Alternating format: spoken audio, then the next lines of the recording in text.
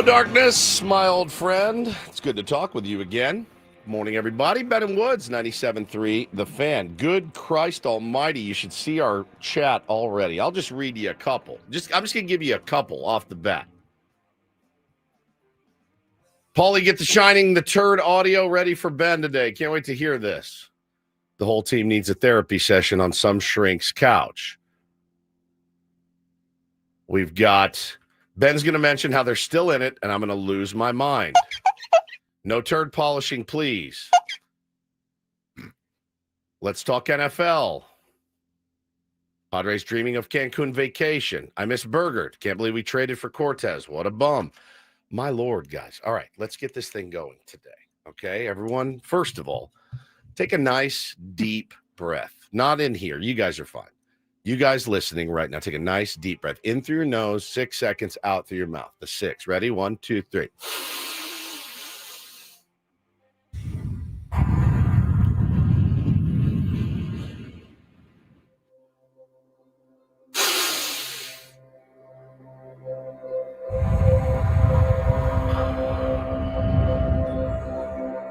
One.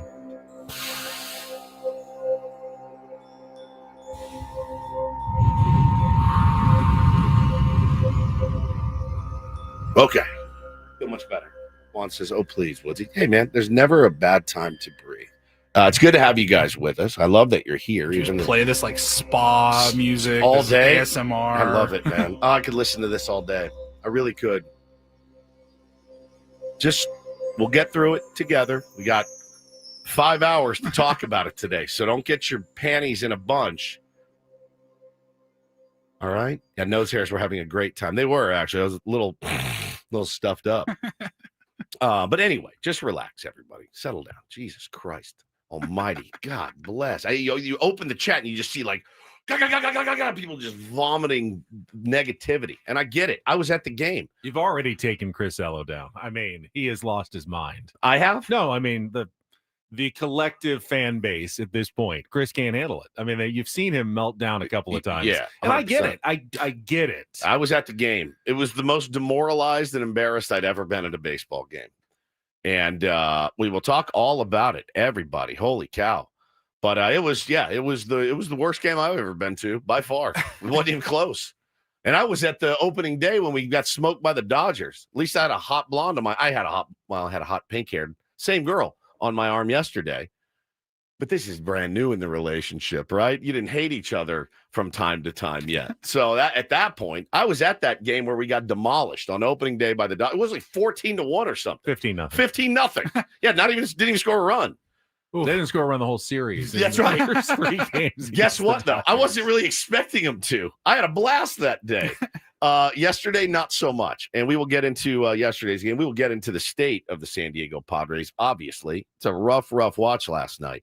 And it's been a rough watch for the last few. I mean, we've come in every single day this week to talk about a loss. Every single morning we've come in and talk about a demoralizing loss to either the Twins or the Orioles, and it just doesn't get any worse. You guys than remember what guttural yells were like? No, I have no idea what they. I'll hear some today when I go down to Pechanga at 1:30 to judge the Seals' new PA announcer. That's what I'm going to be doing. Yeah, then you'll know what a guttural yell looks like. But other than that, man, it's been about as boring as hell with this team right now. It's the same movie every single night, as we talked about yesterday. I'm Woodsy, by the way. That's Paul Rhino. He's the executive producer of the program. Good morning, Paulie. Hey, how are you? Doing great. Ben Higgins, your friendly neighborhood sports anchor. And I feel for you because you've gotten this reputation. And do you polish the turd sometimes? I would say sometimes. I hear that in my nightmares now. You hear that sound driving around? That's the sound. You start rationalizing it in your brain, and then you hear it. That's the sound that will eventually make me snap, Polly. When I go on my murderous rampage through the Odyssey building, it'll be that sound that triggers it. The F you behind it. F you. He's just running around the office, just slapping people. Holy crap, dude. Oh, God, that's so good, man. Oh, it's fantastic. So the thing is, though, you got to know Ben. He is a logical person. Logic can be mischaracterized as turd polishing. I'm going to tell you guys something. This is who he is, and this is who I am. We are not going to. I'm not going to speak for you. You've always been the same. You're steady Eddie, man, about as steady as he gets. I used to get, pissy. I have perspective now, right? I have perspective. I'm older. I can't afford to let myself go into those places. And if you can, that's fine. I was pissed yesterday, and I was nervous yesterday. And actually, I got a little excited yesterday. I ran the full gamut of emotions. But I think for you, you're just a logical person. And emotion for you, I've seen you get emotional like 4 times in 8 years, literally like 4 times. So I like that about you. I admire that about you. I like that you ride the wave pretty steadily. I'm not going to change. I'm still going to be logical, but there's not a lot I can say at this point. No. That's my worry today is I've kind of run out of things to say. Sure. The polish, the little tin of polish is it out? Empty, kind of. That surfer salve? Here's all I've got. I can guarantee that F you. I can guarantee one team will win the World Series at the end of the year. Yes, that's it. And I can probably assure you that it's a team that's not playing very well right now. Now, that is true. And I'll tell you guys that's about all I've got for you right now. The Padres are one of the many teams who are not playing very well right now. Yeah. And one of those teams will win the World Series at the end of the year because everybody in baseball right now stinks. I don't know how that's possible because you've got every game has to have a winner and a loser. Yeah. But I look at the scoreboard every day. Did anybody in the National League win a game And yesterday? it feels like every team stinks right now. How is that even possible in September? It's the weirdest thing. Nobody wants this thing. Nobody wants it. And there's the glass half full, which I think I'm in now of like, because I'll tell you, after the game yesterday, I drove home and I mean, demoralized when Nestor Cortez, who, by the way, remember what I said about Nestor Cortez yesterday? Does anybody remember? I said, I challenge Nestor Cortez to be the veteran presence that we went out and traded for.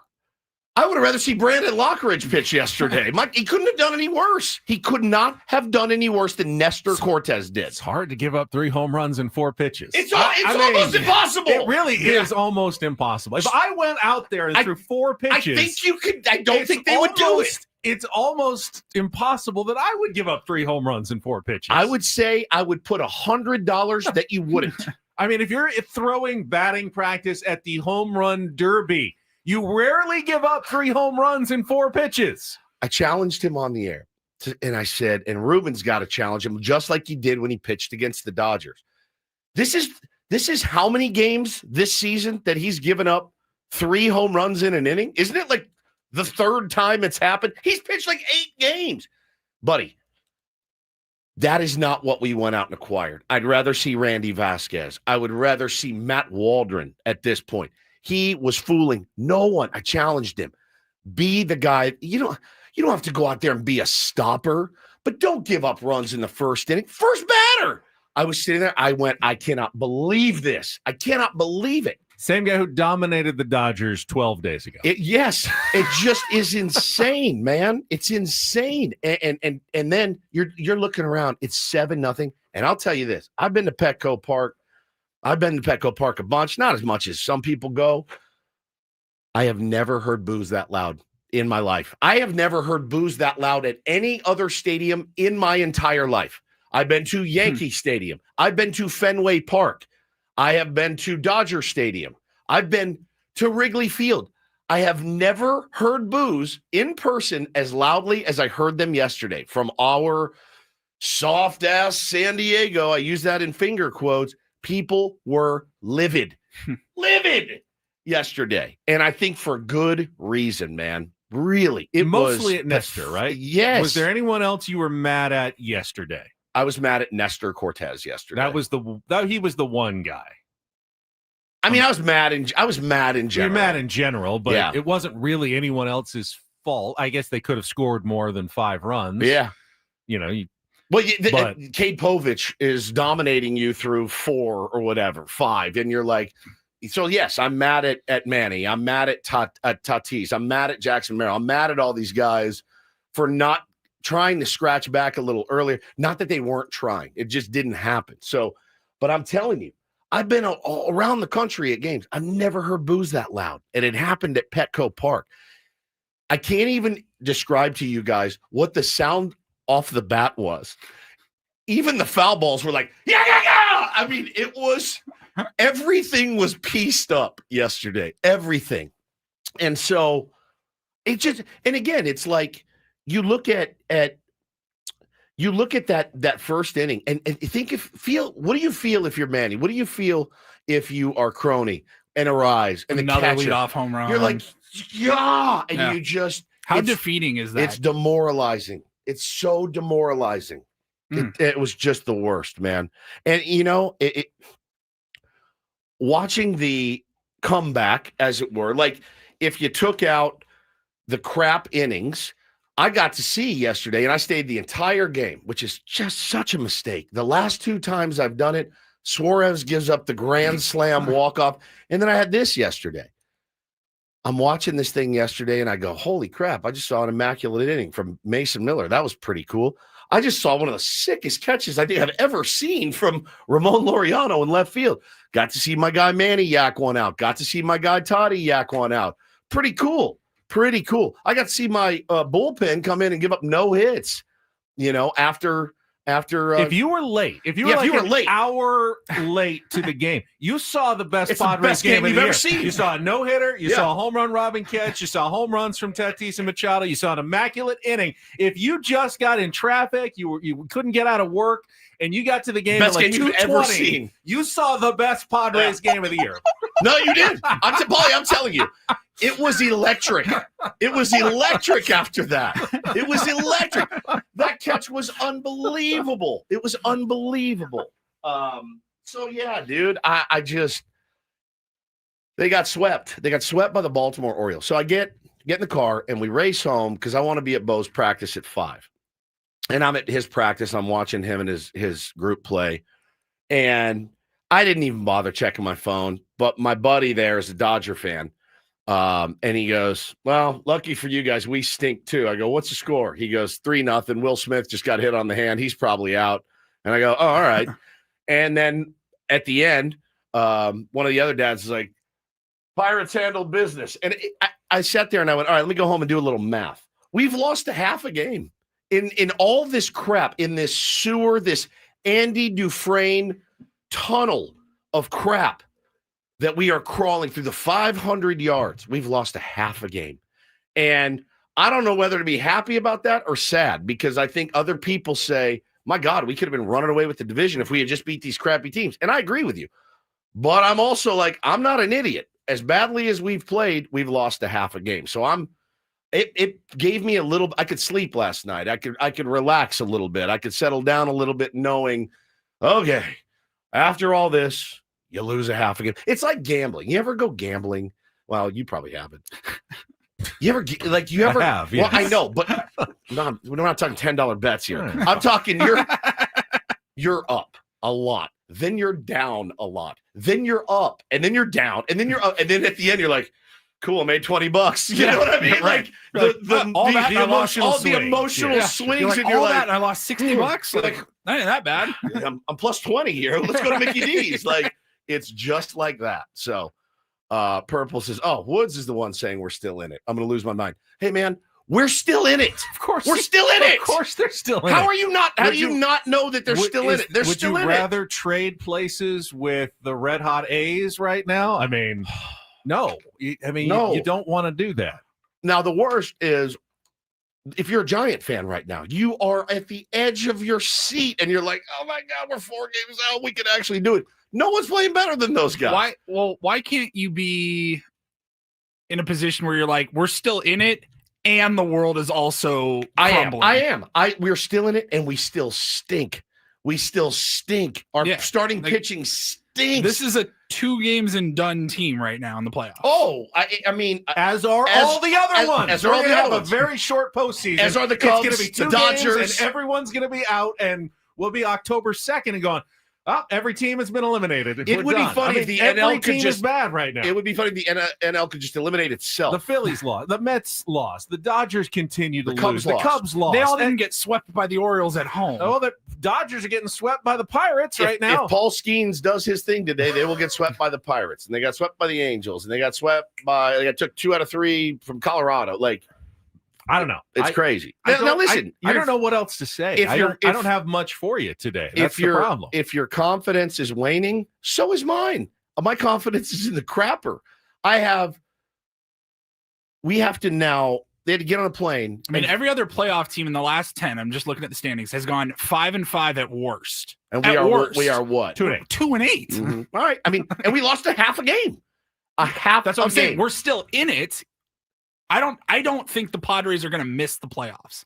I think they will make the playoffs. Yeah, I think they're not playing good at all, and it feels like a panic button needs to be pressed. But they were playing really well 10 days ago. Correct. Could they be playing really well in 10 days again? Yes. Sure. The answer is unequivocally yes. I mean, can they play worse?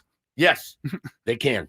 Yeah, they actually could play worse. And again, I was just going to say, you get on a plane, and now you got to go to the literal house of horrors. And you have Nikki P and Dylan Cease as your 2 listed starters, right? And a TBD in the middle. It can absolutely get worse. My gut tells me it probably will. I don't have confidence that they're going to go win this series. God, no. Mike Schilt says it won't. He says this is it. He is over. He has declared the bad play, the bad stretch over. We will hear from Mike Schilt coming up, but I'm going to suggest something that we don't do much on Please, this show. I don't know about this. Because we've got 5 hours, and I don't have a ton to say. I'm willing to listen to what you all have to say this morning and take some phone calls from Padres fans. You explain it to me. You tell me, try to be logical, try to convince me what you think is going on here. And I will listen, and I will evaluate what you have to say. I don't like Make this. it make sense. I don't like this. Make it make sense. Well, so Eric says we didn't lose a half a game. We lost 3.5 games. Went from up 1 to down 2.5 in the last 10 games. Yes, from the second game of the Dodgers series, correct. They were 1 up. Now they're 2.5. So right. To the Dodgers, they have lost 3.5. To the Dodgers, yes. A couple other teams, they've lost a couple of games, yes. But we're, again, I mean, you've thrown away pretty much the division and definitely like a home field. No, but what if the Dodgers keep playing as badly as they're playing? You haven't thrown away the division. I don't think you've thrown away the division. They're not winning. They're not winning either. And you're not winning, but they're not winning. So, listen, 2.5 is call it 3.5 with the tiebreaker. They're 3 with the tiebreaker, right? Yeah, 3 with the but tiebreaker. If Skeens beats him today, it's 2. Yep, a flat 2. So again, it's in front of these guys. Now I'm done challenging them because I tried that yesterday. It didn't work. I mean, it was one of the worst pitched couple innings I think I've ever seen in my whole life at the big league level. And I don't know. It's a tough scene, but I don't know why you keep rolling him out there. If you have Randy Vasquez and he's been a part of this rotation. Did he do something that we're unaware of? Had a baby. He's on paternity leave. I assume he's available to come back. Correct. Hopefully soon. Okay. Because I'd like to see Randy Vasquez back. I'm longing. I wouldn't mind seeing Matt Waldron or Omar Cruz at this point. I never try something different. I never thought I would long for Randy Vasquez, and I'm longing for him. So it's tough. It's tough right now for the Padres fan out there. It's tough for the Dodger fan out there right now. It's tough for a lot of teams out there that are not playing their best baseball. I want it for our guys. You saw some flashes yesterday of some cool stuff. But other than that, man, it was just just the capper on the crapper, dude, of another sweep, and it's just a tough look right now. It really is. All right, let's check traffic. We'll set the menu. Oh, really gonna do this? May or may not be coming up. I already see calls coming in. Oh so my God! I can throw out the phone numbers. We will have our Padres crap up. Paulie is getting tired of putting together all the drops that have to go with a 4-game losing streak. We'll get to all of that coming up. First, Kelly's traffic here on 97.3 The Fan. From the 855 Get Ross Traffic Center, protecting San Diego after accidents or injury, here's Kelly Danick. Traffic is sponsored by the kids of Caltrans. Good morning. Starting off with a couple of problems here. Southbound 5 before Cesar Chavez Parkway. 2 car collision over the right shoulder. And getting reports of a collision in the North County Gopher Canyon Road on-ramp to southbound 15. Looks like several vehicles involved, and there are people walking around, so please take it extra carefully there. That again is Gopher Canyon Road on-ramp to southbound 15. My mom, my papa, my daddy. Where's the Caltrans? On the freeway, right next to speeding cars. Please be careful. Be alert. Be work zone alert. Brought to you by the kids of Caltrans. All right, we will talk plenty of Padres baseball, especially in the first half of the program with you. And the phone lines are open right now, 833-288-0973. We'll see how long they stay open.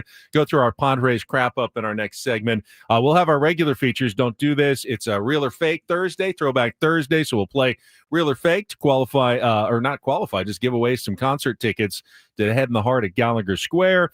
And the Rhino Report. Plus, it's Thursday. It's football season. Our first NFL threesome of the season. It'd be nice to have a threesome today. Threesome would be nice at 9:20 this morning. Would be fun. Look ahead to week 1 on the calendar, preview a couple of the games, make a couple picks for the first time this season, so we can look forward to that. Plus, our Thursday guest, we've got Eno Sarah, Smart Baseball. If Eno can't make sense of it, then no one can. Coming up at 8:35 this morning, and in-season Sam Levitt at 9:35 before we head over to the roundtable from 10 to 11 and get even more perspective on the dumpster fire this last week and a half has been for the San Diego Padres. Does it not feel like the longest week and a half of the season? There's no question. I looked it up yesterday because it didn't feel right. And it was 10 days ago. The Padres were in first place, had just beaten the Dodgers the first 2 games at home. I thought that was like 4 weeks ago, right? Yeah. It's 10 at least a month 10 ago. now 11 days ago, I guess. But it feels so long ago. Like these last 3 series have been the longest, most torturous, arduous three series that I have remembered in a baseball season in a long time. Can I offer you a Colorado Rockies series in Colorado Coming up to soothe your pain here? That is what the Padres are facing, but we got a lot of time before that. We'll get things started. Get to our Padres crap up, the highlights of really weird and bad afternoon at Petco Park. You all saw it, and then we'll take some phone calls coming up next with Ben and Woods on San Diego's #1 sports station, 97.3 The Fan. Gambling problem? Call 1-800-GAMBLER. GEGE 000466. For a full list of games and rules, play at 7 Mile Casino. Visit 7milecasino.com. Kind of actually made gambling sound fun in our last segment. Hey, we get the wild excitement, the swings. Up, down. If you can stomach it, the place to play for us is 7 Mile Casino. Sit down at a card table. Now, if you're like me and you don't like the wild swings, Pai Gow Poker is a great game. Yeah. You tie a lot in Pai Gow Poker. So, put down your $10, you get your cards, you push, you get your $10 back, you do it again.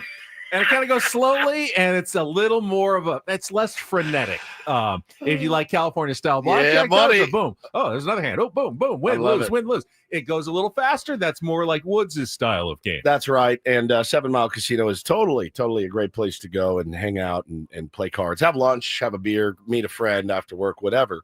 They got a killer patio. It is a smoke-free environment as well. They'll take good care of you. Best part, the proximity to downtown San Diego is just 7 minutes away. And it's right there on the bay. Beautiful views. Check out their patio. Just love it there. Right on the water in Chula Vista. Just hop off E Street as you're heading south on the 5, Stan Bay Boulevard. Pull right in. You're walking in. You're playing. Moments later, it's 7 Mile Casino, just 7 minutes from downtown.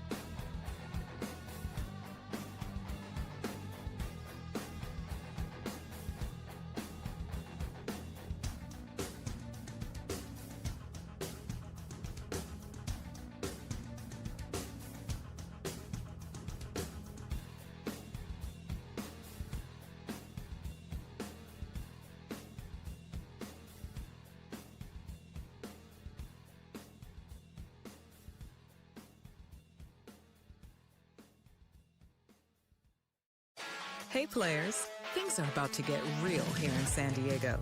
Introducing the all-new Hamul Casino Resort. With a 200-room hotel tower, exciting new eats and drinks, plenty of new places to play, and a luxe spa and salon. Hello, rooftop pool and deck. It's where players can play their hearts out and enjoy all the perks that come with it. It gets real this summer at the all-new Hamul Casino Resort, the players' place.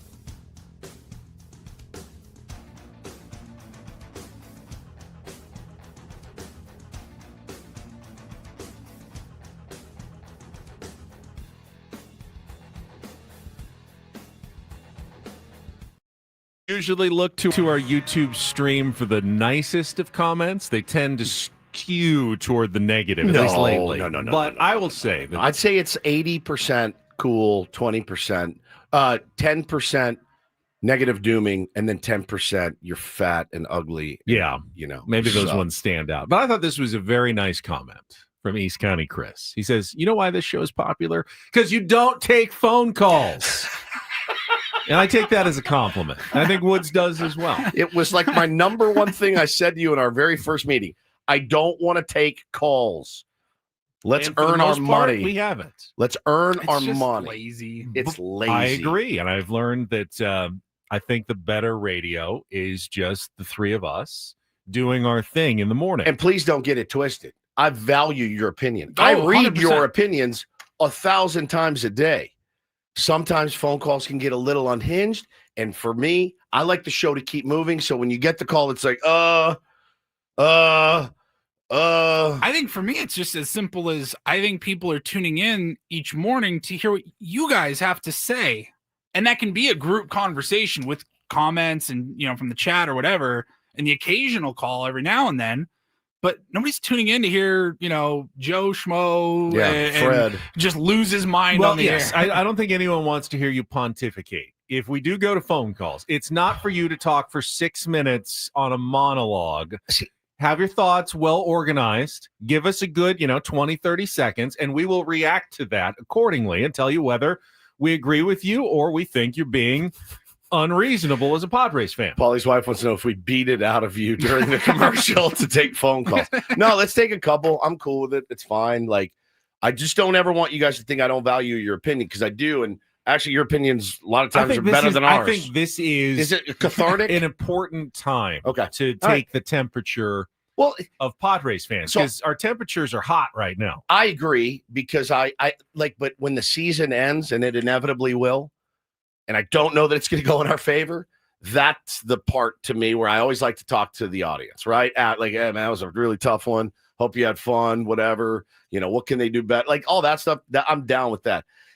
We are mired in a losing streak. We are not going to get the rational behavior right now, which could be good radio. But so I'm going to defer to your expertise. We could also get that person that is totally unconcerned, and I don't know that that's the way I feel either. I'm not unconcerned at this point. I am concerned about the San Diego Padres, and I think you'd be foolish if you weren't. Only Mike Shildt remains eminently confident that this team is about to turn things around post haste. He caught himself yesterday a little bit in his post game. He did. He I'm disappointed, blah blah blah, and I've lost, but I haven't lost confidence in the players. I'm like, yeah, you got yourself. I get it, and I don't think,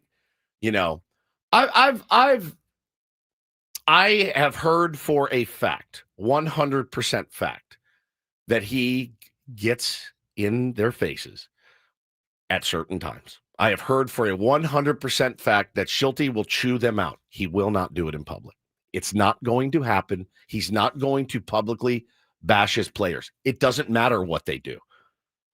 Honestly, it does. Unless somebody sat down on the field and took a nap in the middle of an inning, I don't think he's going to publicly crush his players. He came close yesterday, not by anyone in particular by name, but the one thing that drives Mike Shildt crazy that his team has been doing way too much of lately. It's walking batters. Well, and he hates walks. He hates every walks. Manager. Every manager does. At every level. Mike Shildt gave a pretty good explanation after the game, though, and said, sometimes we'll work around a guy. I get it. Sometimes a guy earns their walk. Sure. You foul off 9 pitches. Sure. You try to get him to bite on one that's an inch outside, and they earn their walks. We've been giving away too many walks with non-competitive pitches. Now, in yesterday's game, and we'll play the highlights here in a second, would you agree? And we've seen this from not just Nestor Cortez yesterday, but Yu Darvish. We've seen it from Dylan Cease. They'll give up hard contact, a home run in the first inning. And then all of a sudden, all right, don't want to do that again. So they start nibbling and, an inch outside. And I'll give the Orioles some credit yesterday. They took some pitches. Really close pitches in that first inning to load the bases. Nestor got out of that one, but ultimately I think it had an effect on him going forward, because when your pitchers are throwing 25 to 35 pitches in the first inning and pitching from behind every game, it's not a good spot to be in. No, it's not. And they were, he was like, okay, I'm not going to give up that home run, but he started walking guys. And then, of course, that's right. It has a cumulative effect during the game. No question. Even if that guy doesn't score, correct, you've made life harder on yourself. They're going through the lineup 2 and 3 times much faster. They're seeing you more times. They're seeing more pitches. Even if those guys don't score, you're hurting your pitching staff by giving up those walks in one way or another. No question. And it's just, you got to go to the pen earlier. You got to go to the pen more often. You got to use the same guys. They've already seen some of these guys in the series, right? It's such a snowball effect. And when your starting pitching is not good, and ours is not good right now, it changes everything. When you are down 7-0, don't tell me it doesn't change the offense. It does. It absolutely does. So Patrick said, I wish he hated bunting more than walks. I do too, Patrick. I wish he also hated bunting as much as walks. But I don't think they bunted in the game yesterday. No bunt. Was there even an attempt? Not when you're down 7-0. It was 7-0. It was 7-0. There was a point later. It was 7-4. We had first and second, nobody out or something. I was like, I'm actually surprised he's not bunting. Play for a run here. But yeah, so it was rough, man. Nestor Cortez. After that start, I had that knee-jerk reaction of, I'm good. We're good. Thank you for your service, and thank you. I can't. I don't disagree. 12 days ago, he dominated the Dodgers. I understand. 12 days ago. I understand. Not a lifetime ago. I know. Not 4 seasons ago. I understand. 12 days ago. What did he do to start after that? 2 bad starts since then. And that's. I'm just bringing it up. Same guy. I can't explain it. I can't. Unless maybe either. The Dodgers are just horrible too, which it's possible. It's possible. Right. The Dodgers and the Padres may be the worst 2 teams in baseball right now. They look so bad. They look so bad. But, if you threw Matt Waldron out there, or you threw Randy Vasquez out there, which I'm sure they will, I think you don't, you are not going to feel very confident if Matt Waldron is on the mound. Well, I know I don't feel confident with Nestor Cortez. I know that. I've seen Matt Waldron do some really good things for an extended period of time here. It's been a while. I don't know how he's looking down there, but that can't happen again. I think Nestor's just the guy of the day because I don't have any confidence in any of the pitchers right now That's except for Nick Pivetta. Yeah. And even he had a rough one, but I have the most confidence in him. Yep. That's fair. I mean, are we being knee jerk? Well, we don't have any choice. Yeah, we don't have a lot of choices. Nestor has a career 3.94 ERA. He's been a solid big league pitcher for many years. Yep. He's coming off an injury. Yep. That you can expect some stops and starts, just like you, Darvish, coming off an injury. This is not uncharted territory where a pitcher who was out for months will come back with a bad one, a good one, a bad one, as they're feeling it out. It's kind of like their spring training. You do see this sometimes. Are we overreacting to bad starts by Darvish and Cortez because they just happen to all come in the same week and a half period here? Unsolicited, it says knee jerk. This has been cooking for 2 weeks. I just mean knee jerk about wanting to DFA Nestor Cortez. That's my right. That's what I'm talking about. That's the subject at hand right here. Do you DFA Nestor Cortez? He did have one good start for the San Diego Padres, but he's had a few bad ones as well, including yesterday. And again, back-to-back home runs was the most insane thing to witness in person. I couldn't believe I was actually seeing it. We did get a Jackson Merrill foul ball yesterday. Said 3 decent starts and 3 bad ones. Yeah. Yesterday was about as bad. Yesterday was by far the worst. He's had 4 2/3, 2 earned runs, 4 2/3, 1 earned run, 5 2/3, 4 earned runs, 6 innings, no runs. That was the Dodgers. Yeah. And then the last 2, 3 innings, 3 runs, 2 1/3, 6 yesterday. They want to know if there's any news on Michael King. He's throwing a sim game today, I believe. I believe it's today. We can ask Sammy Levin. He threw one on Monday. Okay. And then he was supposed to do a bullpen session, I believe, today. And if he was coming off of that Mike Schilt said not in pen, but, a strong possibility that would be it, and he'd be ready to return to the rotation. So I don't think it'll be this Saturday. It could be Saturday, technically, in Colorado. More likely maybe against the Reds at home next week would be the possibility. All right, we got callers on the line. Let's get to our wrap-up first. Crap up. Yeah, the highlights, lowlights from yesterday's 7-0 loss after traffic here on 97.3, or 7-5 loss. 7-0, then 7-5 on 97.3 The Fan. From the 855 Get Ross Traffic Center, protecting San Diego after accidents or injury, here's Kelly Danick. Traffic is brought to you by the Oceanside Police Department, now hiring public safety dispatchers. Getting a little busier on our roads, guys. Got a 2-car collision on southbound 5 right before Cesar Chavez Parkway. It's over the right shoulder. And tow truck helping to clear a crash in the North County. Gopher Canyon Road on-ramp to southbound 15. The Oceanside Police Department is hiring public safety dispatchers. Earn up to $87,000 a year. Lateral bonuses up to $11,000. 12-hour shifts, 3-day work weeks, paid holidays, benefits, and retirement. Apply at joinopd.net. I'm Kelly Danick with Ben and Woods, San Diego's #1 sports station, 97.3 The Fan. It's a shame, it's a shame, it's a shame, it's a shame if they lose. You got a problem. Whoa. Oh, a shame indeed. I couldn't agree more. Here are the lowlights from yesterday's game. What the heck happened? Are you kidding me? Can't even believe it. It's the Padres Crap up. presented by Hamul Casino. Things are about to get real with the all-new Hamul Casino Resort with gorgeous rooms and exciting new eats and drinks. It gets real this summer at Hamul Casino Resort, the player's place. We'll give it 16 minutes of salt, and then we'll, get back on the bump and figure it out. 1-1 from Cortez, hit in the air to deep right field. Fernando's going back. He is at the wall. This one gonna go. Lead-off homer, Jackson Holiday, his 16th home run of the season, and the Orioles, 3 pitches into the game, have a 1-0 lead. 0-1 to Cowser, hitting the air deep to right center field. Fernando going back into the gap at the wall, looking up, gonna go. Cowser with a 3-run home run. And with 1 out here in the 3rd inning, it is now 4-0. 1-0, Mayo swings, he hits it in the air, high and deep to left center field. Jackson Merrill is back. He is at the wall, and it's going to go. Back-to-back home runs by Cowser and Mayo. It is 5-0 Baltimore here in the third inning. Here is Alex Jackson swinging at the first pitch. He sends it in the air, high and deep to left center. Merrill's at the wall. This one is gone. Back to back home runs for the Orioles here in the third inning.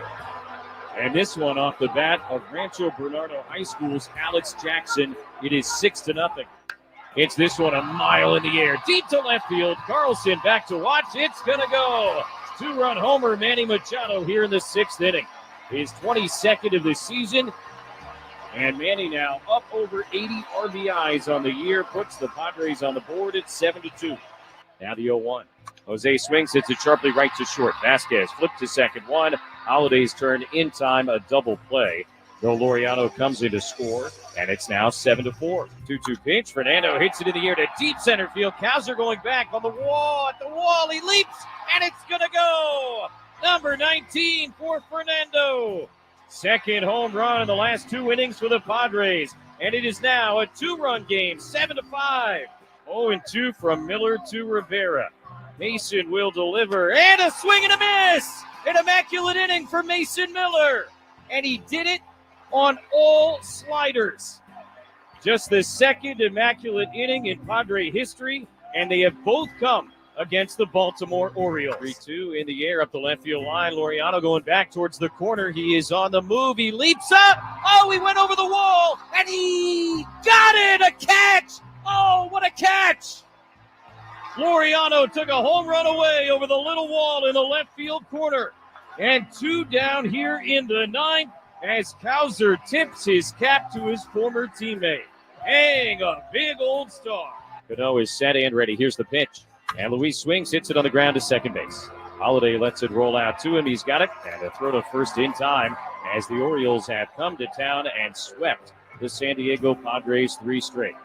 Final score here this afternoon, 7-5 Baltimore. Yeah, you're pleased with the effort. You're pleased with the fight. You're pleased with the competitiveness, but you're clearly disappointed and frustrated with the outcome, not only today, but recently. Very frustrated, very disappointed. I got to look at myself. I got to be better. I'm not disappointed in our players. I'm just disappointed that, we've been able to have a stretch. We haven't been able to shake hands more consistently, but I have no confidence lost in this group whatsoever. If anything, it'll make us stronger. Every confidence in that. And this too shall pass. It'll pass soon. All right. You see him catch himself, though?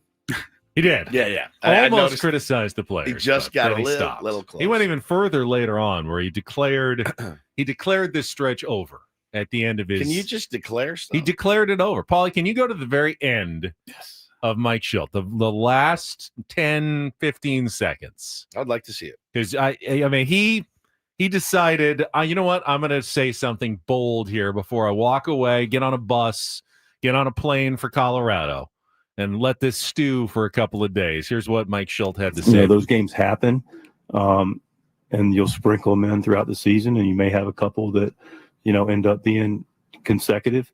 But the one thing I'm really comfortable and confident in, we're seeing a lot of them, but they're done. I'm declaring them over. Yeah. Okay. All They're right. done. All right. The bad games that you sprinkle in and sometimes get consecutively, and now you've had 8 of them in the last 10 games, done. I'm declaring them over. If it was that easy. I wish it was that easy. Yeah. So does he. It's like somebody earlier in the season said, man, you guys should just push the home run button more. You believe in speaking things into existence. He's trying to speak that into existence. Manifestation. I think it's a real thing. You manifest your goals and manifest the universe. Doesn't always work, certainly. Unfortunately, in this situation, I think the players would need to manifest it a little bit more than just him. I want the players. You want to see a little bit more. Yeah. Hey, we got to score 3 runs in the first inning. Yeah. I've seen players stepping up after the games at their lockers. They've all said the same thing. They're saying the same thing up in LA. Freddie Freeman, Mookie Betts, same thing. We got to play better. We got to play better. We got to play better.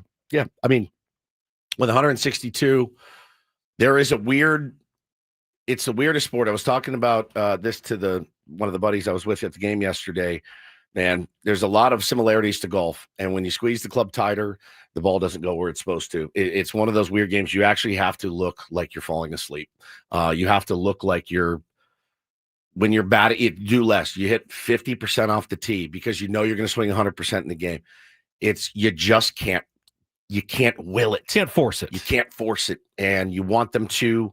And at this point, like, winning a game is just paramount. I mean, it's just paramount. 8 out of 10, the skid has to stop if you want to go anywhere. Really, the stupid thing about this sport, the absolutely moronic, stupid, inexplicable thing is, you can limp into the playoffs and then dominate, and we've seen it 1,000 times. It happens all the time. I'm not saying it will. I'm saying it can. And some guy out of nowhere hits 4 home runs in a series. You know, Jose Iglesias just yaks 4 bombs. You know, what in the world happened? You see it every year. Steven Pierce goes on a Trent Grisham. And you know, again, Kyle Higashioka. Don't get it twisted. I'm not saying it will. I don't think it will. But I'm saying it can, and we've seen it before. And if history is any indicator, you get there, and then you hope to get hot at the right time. And ultimately, 11 of the 12 teams that get there doesn't happen for. They don't get hot enough. And for one team, it does. Yep. Every single year. Are you ready for some unscreened? Yes, let's go. Unhinged, possibly, phone calls. And if you just hear your name, I'm going off the caller ID here. So let's start at the bottom of the board here. Luis, are you there? Good morning. You ready to talk some Padres baseball? I'm ready. All right, buddy. Super ready. Bring it. Let's go. I'm ready, dude. First of all, I think that Padres fans right now, we're acting like if we're 10 games back. We're not. We're 2.5 out, man. And we're just playing crappy ball. I believe that we're going to get it together. I believe that, you know, our pitching is just going to come around. You know, we've shown it. Nestor Cortez in L.A. did a great job, man. And I think he can continue to do the same thing. You know, he just has to, you know, maybe that was his get back game, you know, from New York or something. But dude, we're only 2.5 out.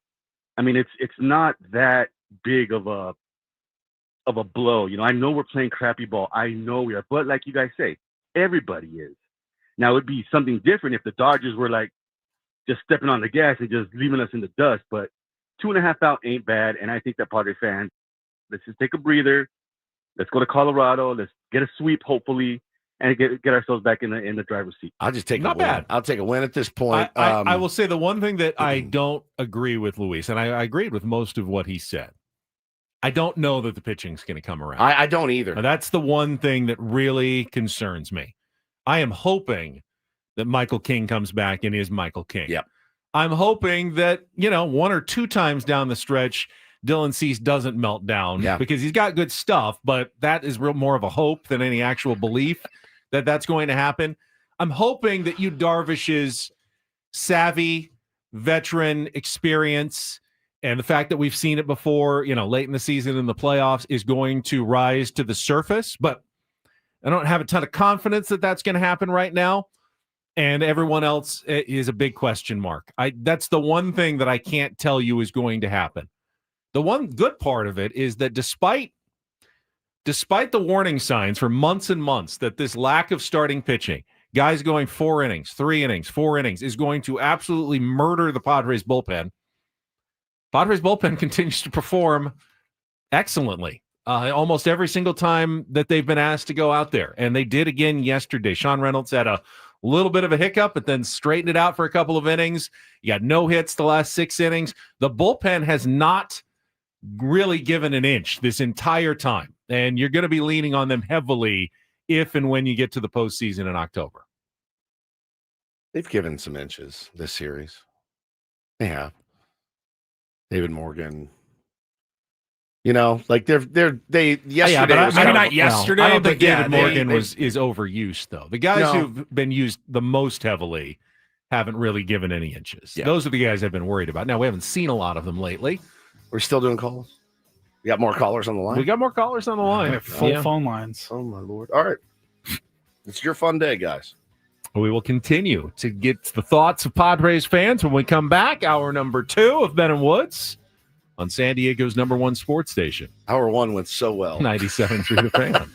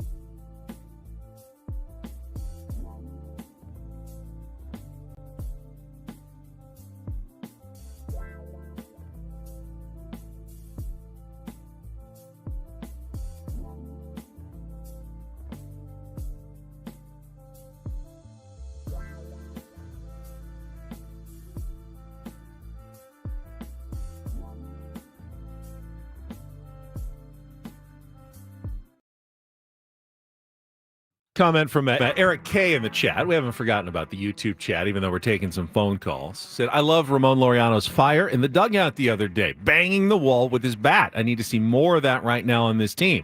Okay. It hasn't helped the team, the banging of the bat. Now, Ramon is batting 500 this month. He's got a 5-game hitting streak. Had 2 more hits yesterday.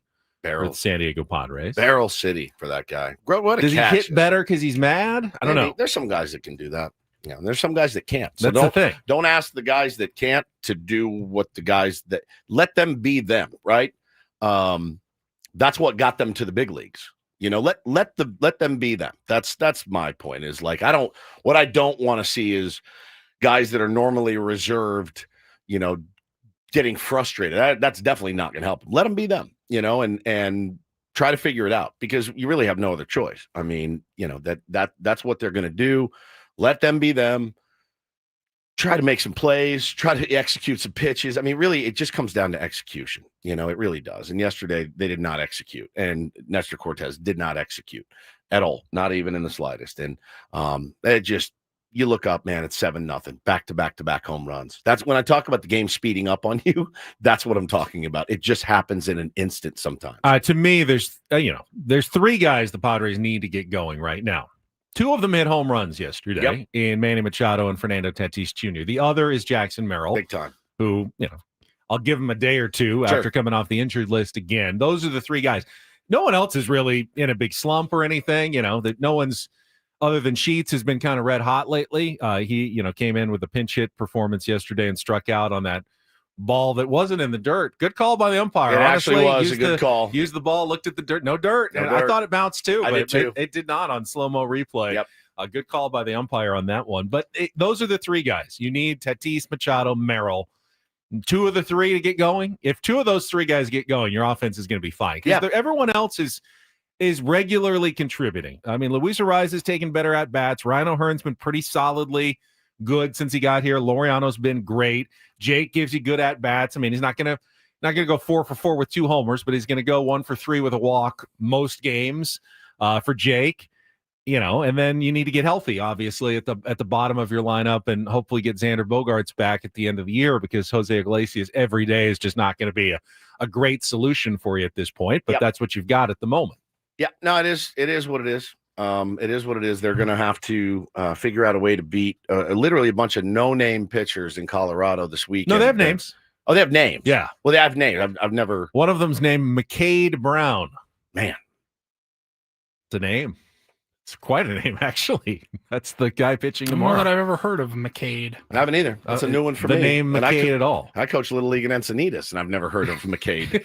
It's a new one. Don't get any ideas, Encinidian parents out there. I've got them all. Brixton, Braxton, Jackson, you name it. But I've never heard of McCade. But with a Q. Yeah, McQuaid. But we don't say that it's a soft Q. It's Cade. Yeah. Right. Yeah, I got them all. I've got them all. All right, we still have some more callers on the line. 833-288-0973. We're asking your thoughts on what is going to happen with your San Diego Padres, what is happening with your San Diego Padres. Let's go out to Scott. You there? Scotty. I am here. How are you, buddy? Hey, guys, it's grit. Here's what I count on. This team all year has had grit. And when my team's in a slump and we have slumps, I count on the grit. And if you push it every day and you got grit. Hey, the 23 team on a 7-0, they would have turned it in. Yep. Soto would have turned it in. This team crawled its way back. Yeah, they didn't do it, but they got 5. Manny hit a home run. Tatis hit a home run. That's grit. And if you keep day in and day out, count on grit, it will turn. So this team and Schultz has grit. That's what I believe in. That ain't hope. That's something you can count on. And this team will turn and bring it back. Look, there's all this toxic positivity here on Ben. I'm surprised. Where was everyone that was screaming at me online? Boy, people get mad at us. They just get mad when things go bad. I get these nasty tweets, and I'm like, I have no control, none, 0 over this team's execution. I can't make Nestor Cortez pitch better. I said DFA him today. I don't. Well, how much meaner can you get? Like, I don't really want to see him again. I remember when we'd roll our eyes when Mike Schilt every Grit single squad. game would say, "Grit squad in action." You know, rallied back, pulled one out of the fire, held on to a 3-2 win early in the season. Love to hear that again at some point. We both yesterday. Ben actually was the one that texted. He goes, "It's going to make me insane when they pull back and lose by 1 or 2." Mm-hmm. And we hear about the battling and this and that. He kept it to a minimum. It was very short. It was very short. And I don't know, look, if I was coaching little leaguers and we were down 7-0 and we came back and held them to 0 runs and battled back for 5 runs, I would be very proud of my team. I would. They're also 7.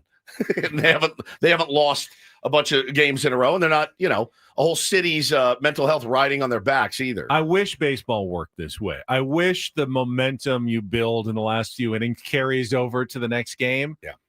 It doesn't really do that. You have to start all over again against another opponent in another city tomorrow. And I don't think the fact that Manny and Tatis hit home runs and Ramon Laureano robbed one and Mason Miller threw an immaculate inning is going to help in the least bit when Nick Pivetta takes the mound in the first inning, at the bottom of the first inning in Colorado tomorrow. It's going to be on Nick Pivetta to, and it's going to be on the offense. Score some early runs. Take a lead. Don't fall behind 3-0. Even against the Colorado Rockies. Not easy to come back against anyone, even the Rockies. So you've got to stop falling behind early every single game. Let's try Jamie. Good morning, Jamie. How are you? Unhinged, gentlemen, unhinged. There you go. Oh, good. We got an unhinged one. All right. How you feeling this morning? Woodsy. Yeah. Oh, next time I stop you at a game to say hi, don't give me a hug. Just umpire. Give me a head nod because that's obviously bad luck. It's my umpire, Jamie. I gave you a hug yesterday. Listen, if I can grease if I can do that anymore, just a head nod from now on. That's it. If I can grease an umpire, I'm going to take that chance at any chance I get. It was good to see you yesterday. My wife goes, "Oh, that's your ump friend," and I go, "Yeah, that's my ump friend." Are you unhinged? No.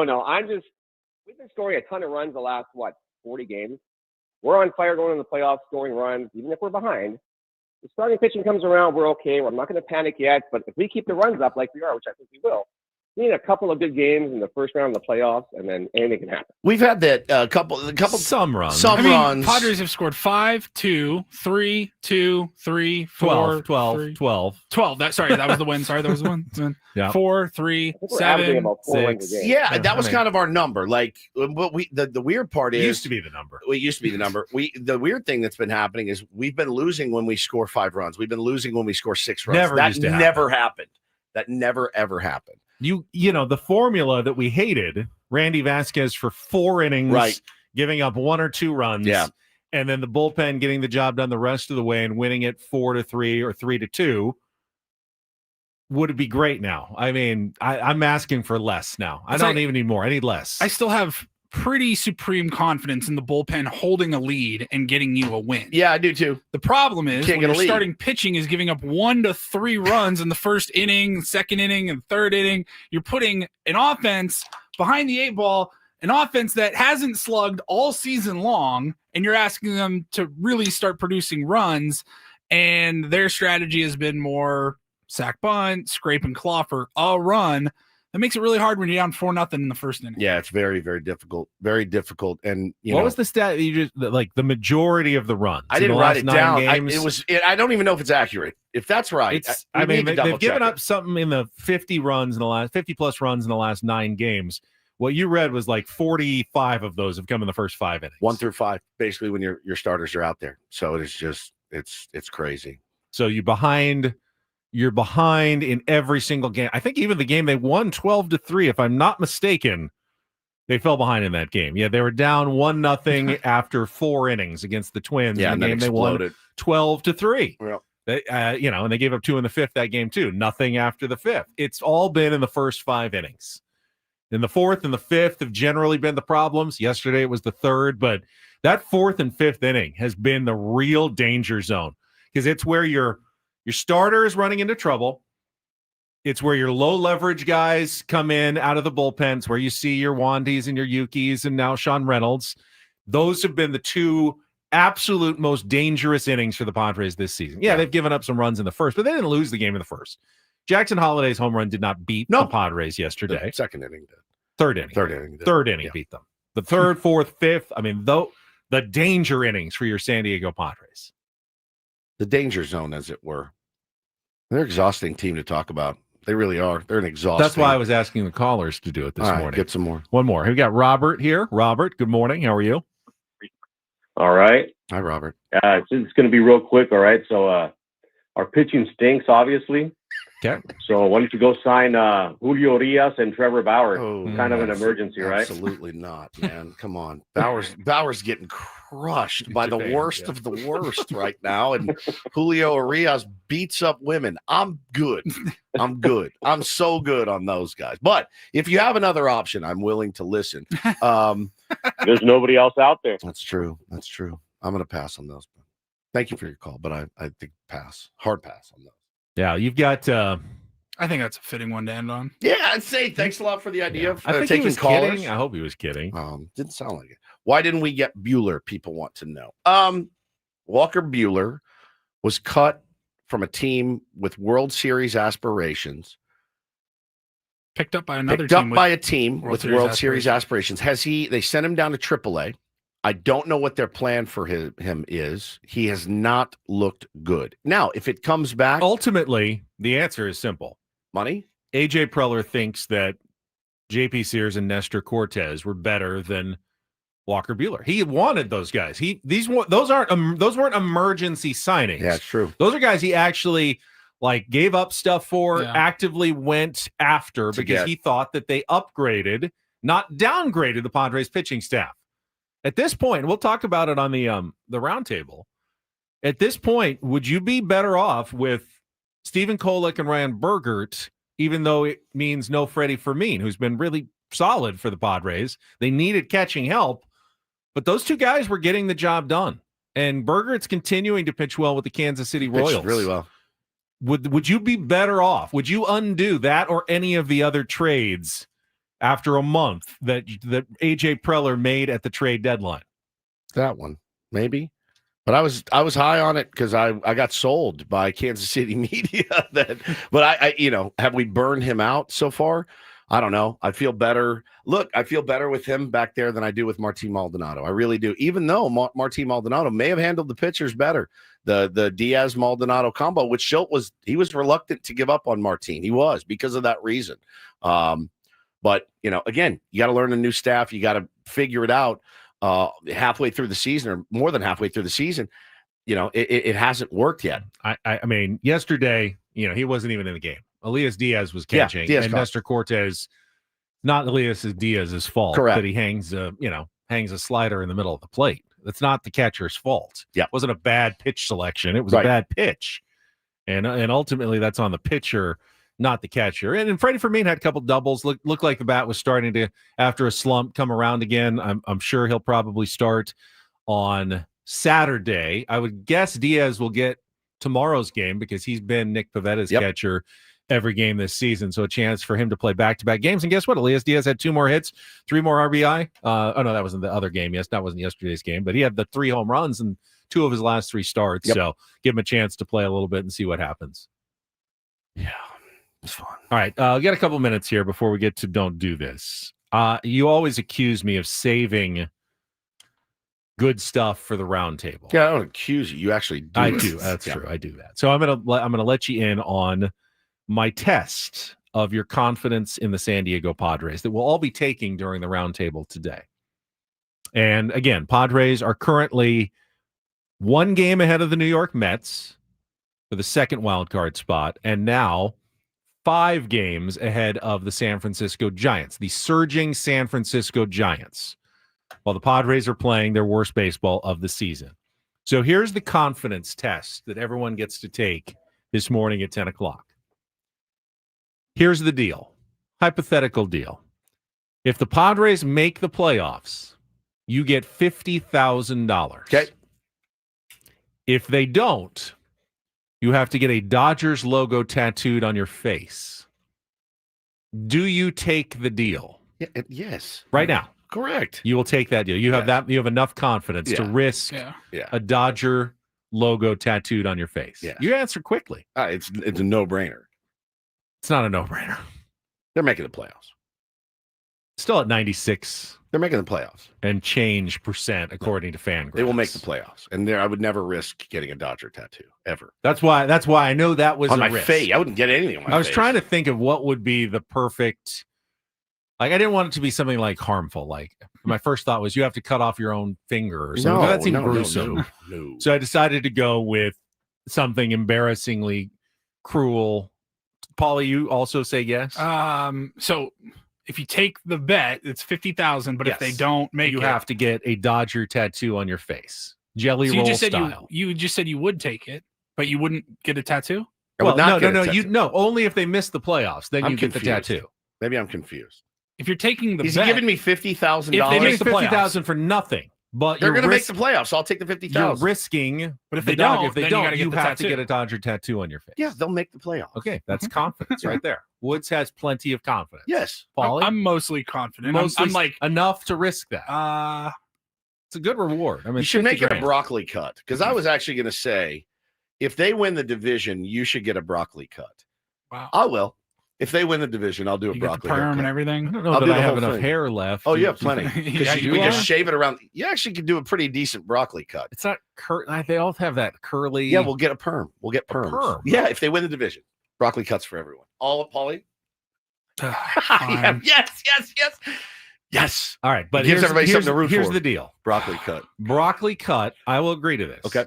But it'll have to be for the extravaganza Deal. because I'm off TV a little bit at the end of the year, so I'm yeah, not. that's fine. I'm not going Padres on TV win like the division. They win the division. We get broccoli show cut. I up don't with know that I broccoli. can anchor be San Diego's news anchor. Please. All right, side bet. You have to do one TV I appearance will and end your up being at broccoli. least a couple. There's no way I can get rid of it in time completely.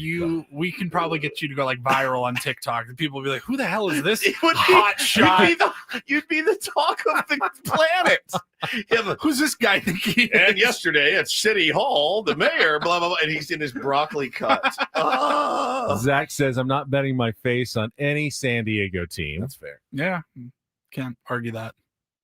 Nope. Hell no. We're not talking about your No. face now. We're talking about your hair, though. No, now we're talking about hair. Yeah, I'm just see, looking your at hair, some of the your hair grows reaction. back. You'll be fine. You could ultimately, like, Us if you and- really hate it, you shave it off. If Us you and prefer that. The three of us with broccoli haircuts would be the funniest effing thing anyone has ever seen on the planet.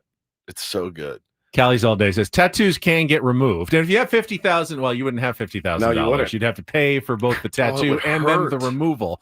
And it would hurt and it would Can you really get it suck. like Meg, your so wife- small? Your wife says she's not allowing you to do it. I'm sorry. He has to do it. He has. If we win the division. For the hair? Yes. for the hair. It'll grow back. I was saying for the tattoo. Could you get one so small, So the tiny? LA, like the LA logo? It's like a so, it looks like a birthmark. mole I or mean, something. right tattoo- here, like Marilyn Monroe. Tattoo Under a needles. mustache. They're only so small. It's know. going to be visible and he's somewhere on your face. You're not going to be able to hide it. Yep. But it's a lot of free money for a 96% chance. How do we get Ben tattooed on his face And a broccoli haircut? Yes. Oh man. Anyway, let's move on. All right, we've Are we got doing don't calls do this anymore? is coming up next. No, don't do this. Any is coming calls up. and hypotheticals? has just been- Any other abusers that we want to assign to the staff, perhaps? No, but No? Okay. we will talk about how the NFL pretty much angered their entire fan base on the eve of the season yesterday. Was it the NFL or was it ESPN? ESPN? Well, they're They're one and in the same cahoots. now, right? Yeah. One and the same. We'll get to that coming up next with Ben and Woods on San Diego's #1 sports station, 97.3 The Fan. First, though, mention the football season starts tonight, and you can set your Prize Picks lineup tonight, including a maximum discount. Dak Prescott, quarterback, 1/2 of 1 passing yard. You're picking more. You're putting him in a lineup with 2 to 6 other players, and you're winning real money with Prize Picks. It's daily fantasy for everybody. Millions of users, billions of dollars in awarded winnings. With Prize Picks, it's the best way to enjoy football season. It's the best way to enjoy baseball's pennant races down the stretch. You can set lineups every single night. Use your sports knowledge for some good to win some real money. Everyone loves being right. Now you can turn being right into real money in your Prize Picks account. All you have to do to get started is download the Prize Picks app, and when you do, use our code KWFN. That's our call signal here at The Fan. KWFN to get $50 instantly when you play your first $5 lineup. That's $50 instantly when you play your first $5 lineup using the code KWFN at Prize Picks. Again, you're just picking against the stats, more or less. Football, baseball, got the tennis still going on. They've got sports. They even got esports if that's what you're into. Set your lineups today with Prize Picks and run your game. Must be present in certain states. Visit prizepicks.com for details.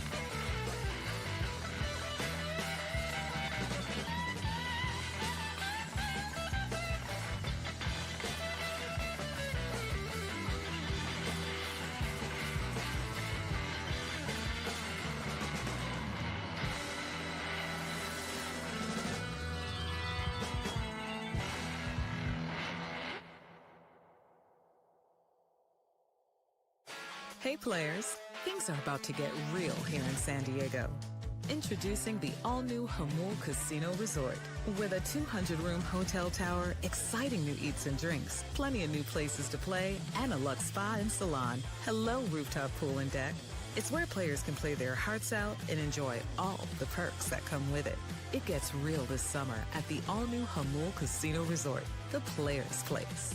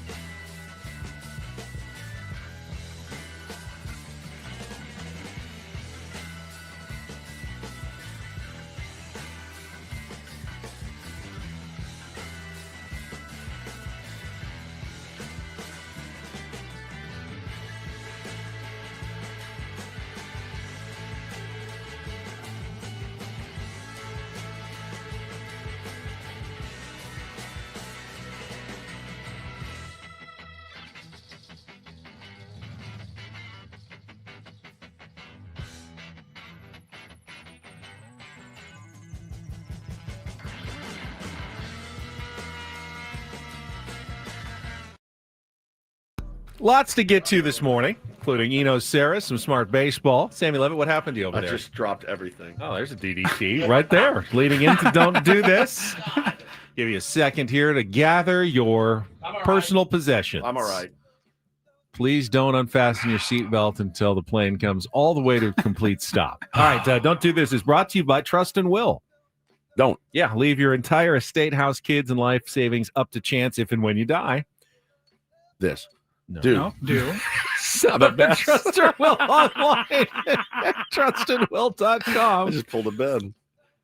This is a lot more affordable than you think. Thank you.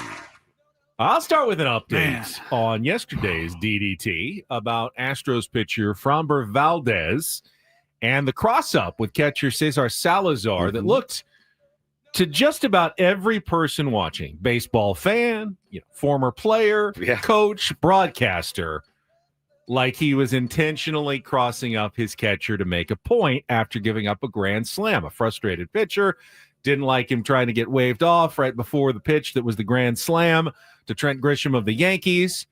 And just about everyone agrees, based on any reasonable person's viewing of that. The reaction of Valdez, the reaction of the catcher. Now, after the game, they both said they got their stories straight and said, just happens. We'll move on.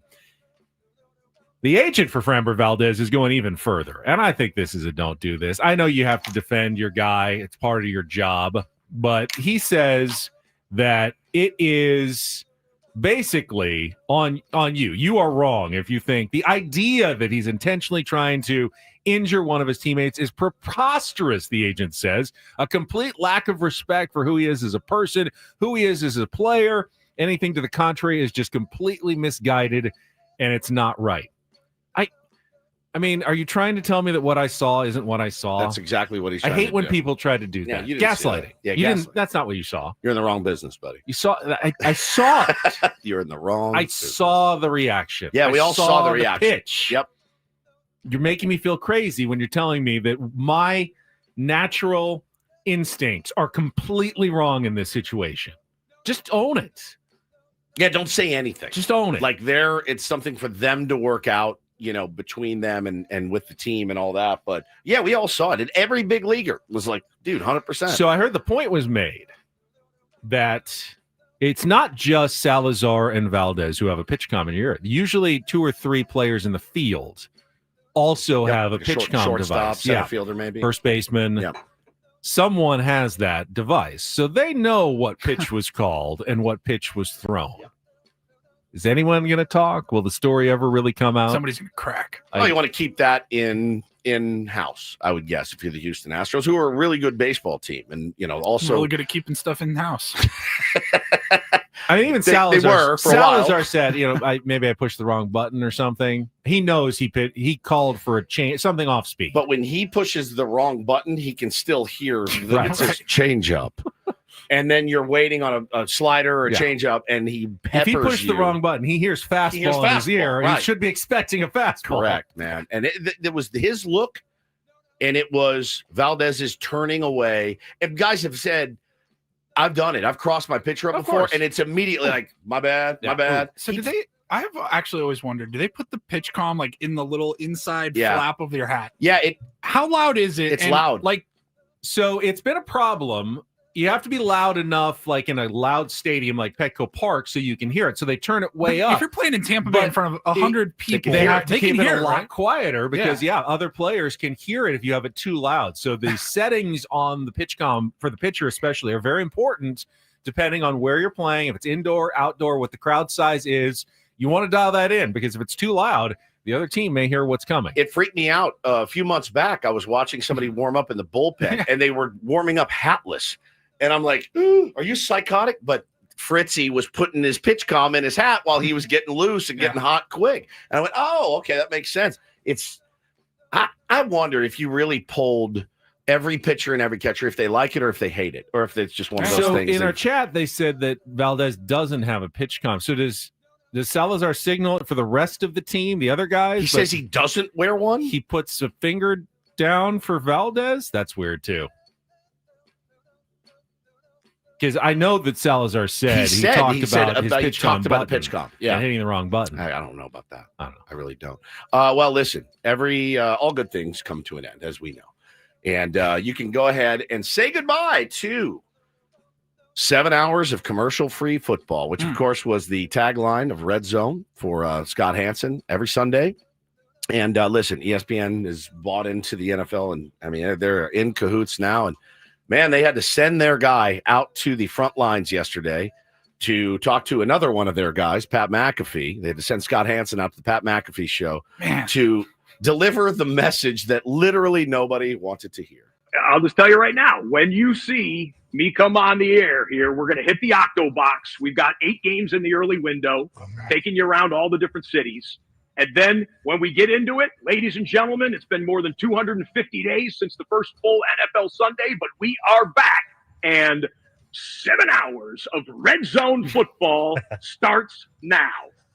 Wow. Well said. I realize that might be a slight change to some of you, but that's what the catchphrase will be going forward. We all understand what the NFL is, okay? We all understand what the NFL is. As soon as we heard it's in 50 million homes and everybody's watching it, we knew immediately that there was going to be commercials dropped in there. Now, they already started doing commercials with the LRAPs. They already started sliding those in now. Yeah, he's talking about like they have the on-screen graphics, whether it's DraftKings or whatever, and you see like sometimes even like during baseball games, maybe there's a pitch mound visit or something. They and run they'll say, half commercial. A quick word from Jack in the Box. It's a 15-second like split screen commercial. It's when they just say like when they go to actual commercial break, that's where it's going to feel like what is happening. What happened? But to see, the red Scott zone Hansen, if I were him, I would have said years ago, I need to urinate. And so you're going to have to let me urinate at some point. Well, I always thought it was kind of crazy because you'd go to like halftime of games and like, well, every game's in halftime right now. Go to a commercial then. Yeah. I don't need you around when it's halftime. I want a break. Yes. You know what the Masters. I was just going to say the Masters is perfect. They have 4 minutes of commercials every hour.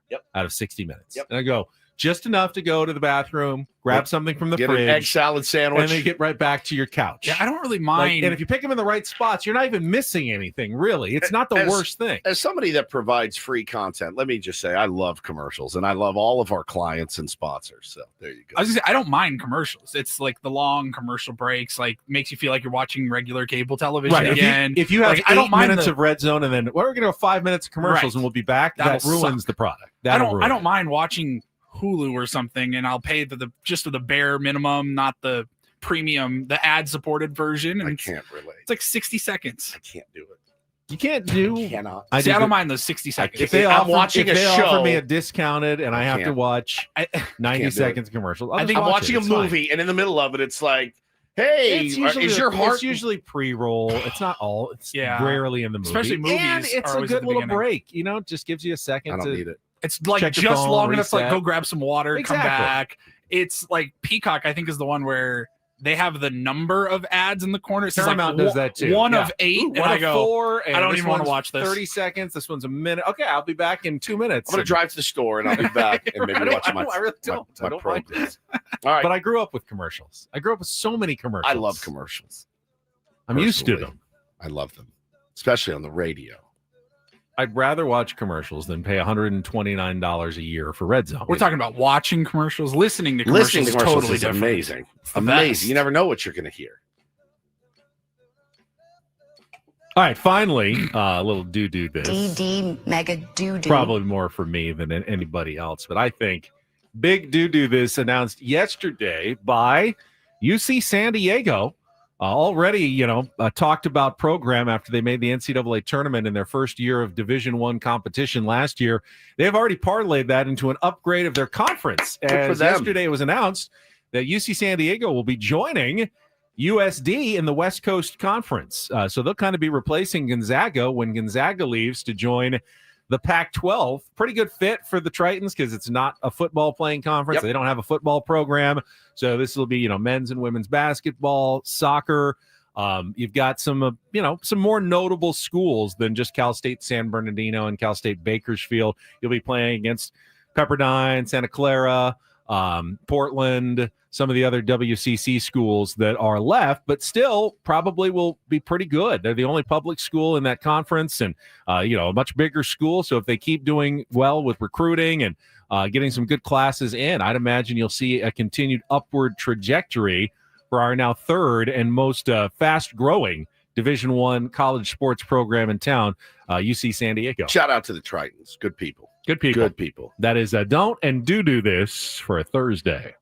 That was Don't Do This with Ben and Woods on 97.3 The Fan. All right, we'll come back. We can talk about other teams struggling as well around baseball, because we mentioned the Dodgers.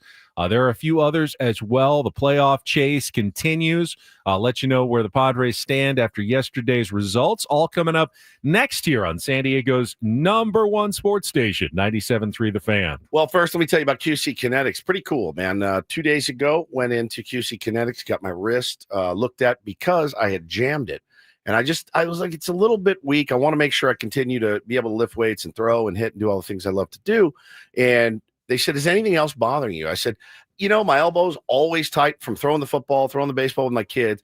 They said, let us give you a shot there, PRP shot. I said, I'm all in. So a little platelet-rich plasma. That's right. And a little tender. And I went through yesterday with one of the dads at practice. Arm feels fantastic. We talked about that 5 miles an hour velo up to 66 miles an hour now, I bet, roughly. No, I mean, honestly, this is what they do. And was talking to him. He had gotten in a car accident. PRP saved his life, really gave him his range of motion back. So QC Kinetics is the place where you could get that done. All you have to do is call today at 619-614-PAIN. I love those people there. I love them. From the person that greets you at the front desk to the office manager and the doctor. They are just phenomenal people. They care about getting you back on the bicycle, the surfboard, running marathons, half marathons, whatever it is. Or if you're just a weekend warrior like me, man, love getting you back on the field. So call them today, 619-614-PAIN. They have locations in Hillcrest and Torrey Hills. Surgery is not your only option. It's just not. So get in there today. Let them take a look at you. Great people. We'll take good care of you. It's QC Kinetics at 619-614-PAIN.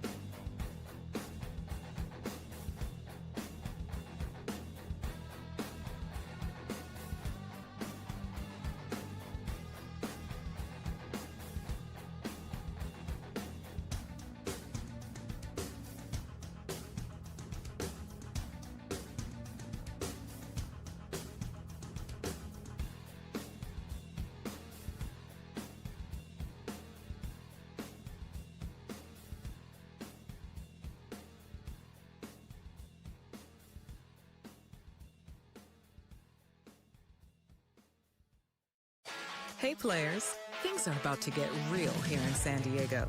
Introducing the all-new Hamul Casino Resort. With a 200-room hotel tower, exciting new eats and drinks, plenty of new places to play, and a luxe spa and salon. Hello, rooftop pool and deck. It's where players can play their hearts out and enjoy all the perks that come with it. It gets real this summer at the all-new Hamul Casino Resort, the players' place.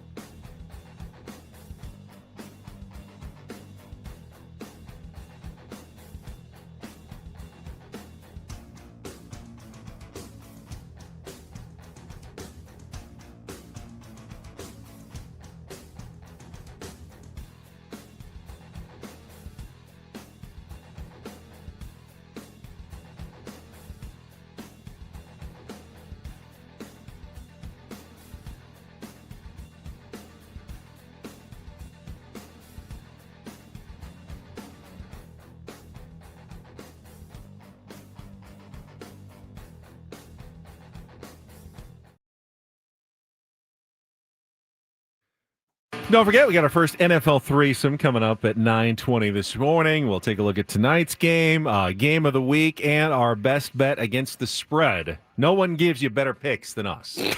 Did we keep track last year? No. We do the playoffs. We'll do we do a little game, a little tournament amongst the three of us against the spread and see who does the When best. I say no one gives you better picks, I don't know about the accuracy of the picks. They're just fun picks. I just mean we're fun at giving picks. Yeah. We really, very informed. We'll sell you on them. Very It'll sound informed. great. Very informed. Whether they actually win, it's highly doubtful that we'll actually get these things right.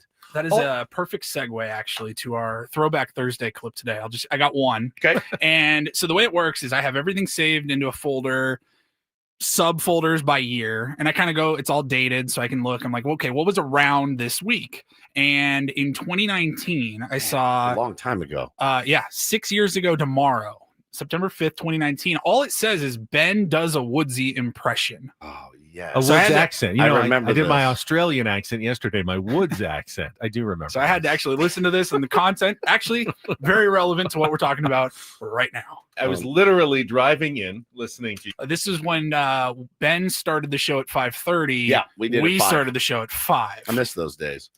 I was literally. I do not. Well, I missed that the show ended at 9 when we did that, which was That nice. I do miss. I was literally driving in, listening to you, thinking, you know what would be fun to do today? What? We can go division by division, and then Woods goes, you know what we don't do on this show is we don't go division by division and pick our NFL winners. And I'm good, but that's fun. I like doing that. Did you just do an imitation of me, by the way? We don't do NFL division by division. We're different. I mean, we're not revolutionary or anything, but we don't go division by division and pick winners. We just don't do that here. I mean, we have, and it's lame. It's lame. I'm trying to avoid. It's the first day of the NFL season. What if people don't care what you want to we be on think? record? Yes, they do. They don't. Yes, they kind of do. They don't. I mean, they don't care. They shouldn't, but they do. They don't. I'll die on that hill. I will grant you after 6 years. You may have been right. Back then, it was real. You know what? Back then, it was literally like pulling teeth with me and Ben would go at it every day. I'm like, I don't want to interview that beat writer from Boise State. He said, but we need to fill the time. I'm like, we can't do better. It was like, Paul, you know, it was like pulling teeth. And it was crazy. And You mean we can just come up with like other stuff, original, creative, funny maybe content instead of like previewing Air Force's football game this weekend? Chris said the impression is incredibly. We don't do NFL picks, man. NFL winners, and I'm good, but that's fun. I like doing that. Did you just do an imitation of me, by the way? We don't do NFL division by division. We're different. I mean, we're not revolutionary or anything, but we don't go division by division and pick winners. We just don't do that here. It's unbelievably great. You do. I think the genius part of it was the backtracking on it, though, where we're not revolutionary. We're not revolutionary, but like, we try to do it differently. It's so, yeah. You sound like Ben Stiller in Dodgeball. A lot of people read the dictionary. Oh, Nobody makes me bleed my own blood. God, that's so funny, dude. That's so funny. Yeah. You were a punter, and now you're a quarterback. You were a big punter. You're a quarterback line. now. If we're going to stay in the NFL vein, you were a punter. You were like, great line. We're 4th and 1. He's like, give me kick it. And now he's like, all right. Yeah, we go for the first down. We're going for the first down a little more often. Yeah, that's exactly right. I love you, though. I loved your kicked in the first hour with some phone calls. But I thought, you know what? It was pretty important. And I thought so, too. The calls were fine. They were. All right, let's talk about what's happening around the rest of baseball. Check the standings again. We'll do that right after a check of traffic here on 97.3 The Fan. From the 855 Get Ross Traffic Center, protecting San Diego after accidents or injury, here's Kelly Danick. Traffic is brought to you by Crystal Geyser Alpine Spring Water. A few problems here, guys. Southbound side of the 163, right at the South 5 connector ramp. 3-vehicle accident over the right shoulder. Also an accident involving a car and a motorcycle. East 8 near Mission Gorge Road. Not showing if lanes are blocked. In the East County, eastbound 8, just before Lowe's Coaches. A crash involving a couple of vehicles over the right shoulder. One vehicle facing the wrong way. What makes Crystal Geyser Alpine Spring Water different? They always bottle their Alpine Spring Water less than 1.5 miles from the spring source. And all of their bottles are made with 50% recycled plastic from their own recycling plants. Crystal Geyser, bottled at the spring source. I'm Kelly Danick with Ben & Woods, San Diego's #1 sports station, 97.3 The Fan. Now, I may have taken away your ability to punt and made you go outside of your comfort zone a little bit more. But one thing I have always loved about Ben, and will always love about Ben, is that this is when you shine. When it's time to talk the picture of Major League Baseball. You're like Picasso. And, paint me a picture, Ben, of what's happening right now and kind of what we can all expect or be feeling, based on kind of where the standings are right now. This is where you really shine. Well, yes, I appreciate that. Despite the doom and gloom, because everybody else continues to stumble down the stretch, the Padres really haven't hurt their playoff chances. Like 2% they've gone down in the last 10 days.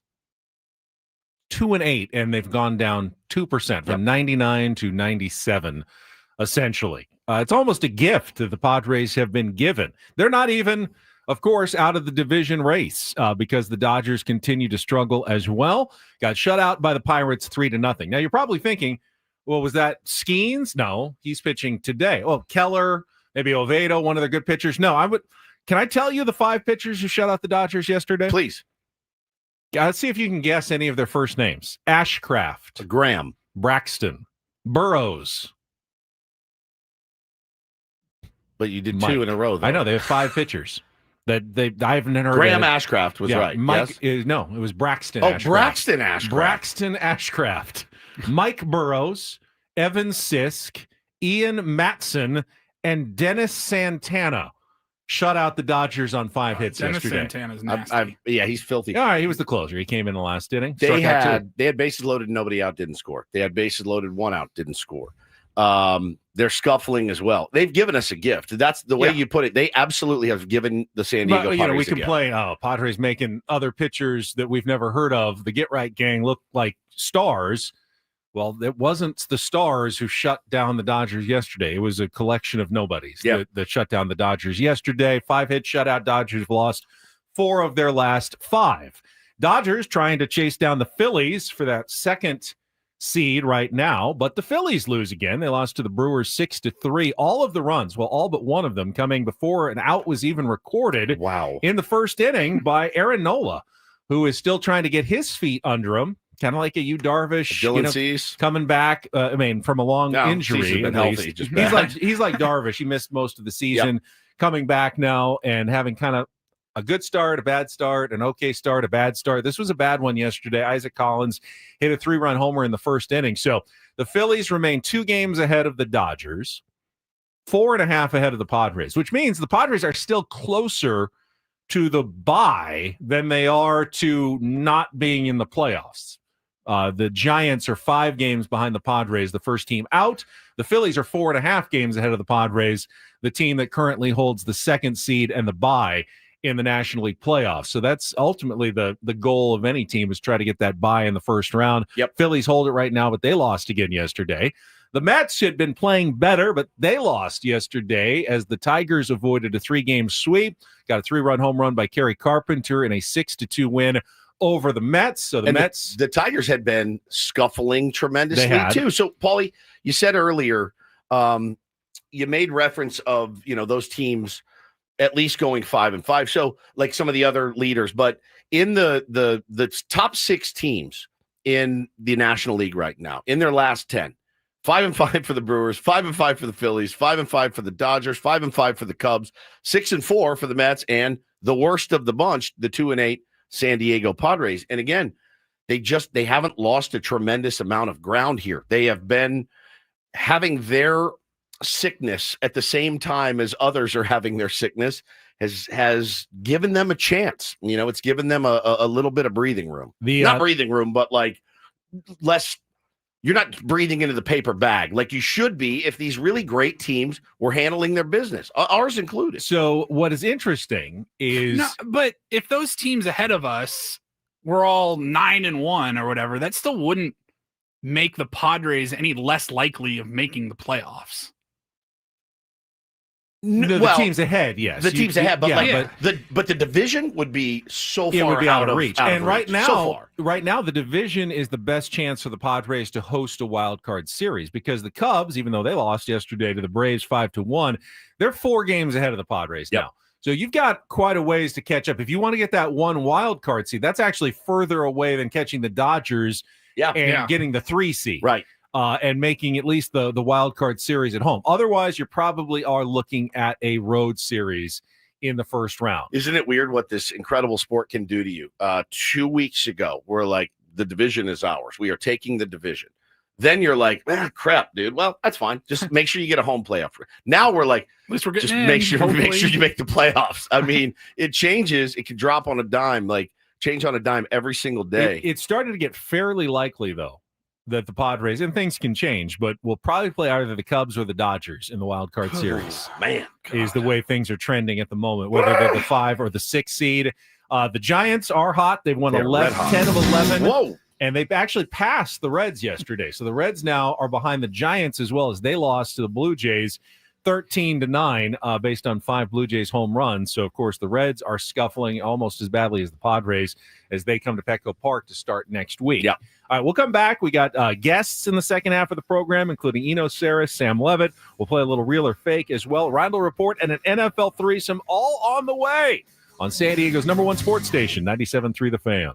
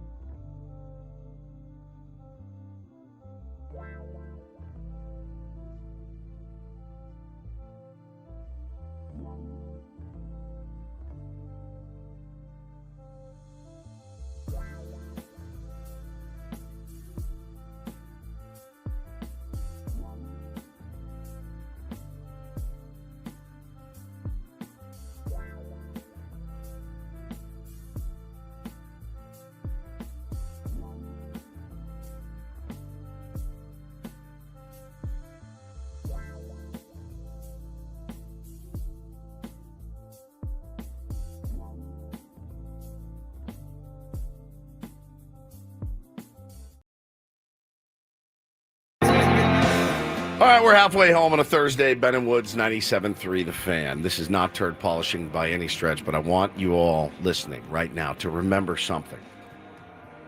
22 games left? 22 games left. No matter how it ends, you're going to miss it when it's gone. I'm already getting that. No, that's not turd polishing. We love baseball. The good, the bad, the ugly, right? It's like marriage. Take the good. What do they say? For better, for worse, all of that. You miss it when it's gone. When it goes away and that last out is recorded of the World Series, the depression that hits me, no matter what happens, is palpable. And then you have to sit and you have to wait and you get all fired up again. So I'm going to try holistically, Ben, to just try to enjoy the last 3 weeks of the regular season. You can't, if your team is in the playoffs, it's not enjoyable. It's not. There's nothing enjoyable about being in the playoffs unless you win. But it's the most excruciating agony that you'll go through as a sports fan. If you're a huge baseball fan, your team in the playoffs is just the worst. And so just try to remember why we love this game. I don't agree with that. Oh, man. I went to that Dodger game when Michael King pitched last year. Losing in the playoffs is the worst. We won that game. We won that game. It was the worst night of my life. I love the anticipation, though, of like playoff day. Like getting ready for the game. Great. I love the Anticipation's fantastic. The game watching itself is incredibly stressful. It's I'll grant you that. But the feeling of winning in a playoff game, even when it's just one game. I remember last year, Division Series Game 2 in Los Angeles, when they just started going off. What did they win, like 10-1? Yep. Yeah, everyone was hitting home runs. I was going down to the tunnel here and more groans from Dodgers fans moaning like, oh, Padres are just destroying us. They're owning us, leaving for the exits early. Just the ultimate feeling as a sports fan when your team is dominating in the playoffs. Yeah. Oh, you love that. It's so great. Yeah, it is. It's rare. It's rare. But just remember, I mean, when baseball ends, it's a dark day, I think, for all of us. If you live and die and breathe the game, as a lot of us do, a lot of people that listen to this program do. So I'm gonna miss it. I'm gonna miss it terribly when it's gone. I do every year. You asked me, to put things in perspective, like I do playoff wise. Padres have 22 games left, 7 series remaining. Yeah, one of them is 4 games against the Rockies next week. The other are all 3-game series. If the Padres lost every series the rest of the way, so drop 2 of 3 and 3 of 4 to the Rockies at home next week, they would finish 7-15 in those last 22 games. And they still very well could make the playoffs if they did that. The Giants would need to go 13-9, and they're playing well enough, but they do have to play the Dodgers 7 times in those games. That's true. In those 22 games that they have left. Now, they could dominate the Dodgers, and that's another thing I want to talk about in the roundtable today. What do we want to happen in those games? It's a great question. Do we want the Giants to dominate the Dodgers, which would give the Padres an excellent chance to win the division and, get home field advantage and maybe even a bye? Or do we want the Dodgers just to say, okay, Giants, you're done. We got to see win where they those are. games and make sure the Padres get into the playoffs. We got to It see. kind of depends on how the Padres play. Yeah, and it's you don't want to back into the playoffs with a 98% chance to win, 3 weeks or whatever before the playoffs start. So let's see where the Pods are. Let's win a ball game tomorrow night. And again, I have no idea. I doubt the Padres will lose every single series the rest of the way. They could get swept in they could finish the season on a 26-game losing streak. Yeah, they could. They did that, they would miss the playoffs. Yeah. I'm almost assured that they would miss the playoffs. Yeah. I mean, they could still make it, but it would be unlikely if they lost 26 in a row that they would still get in. Yep.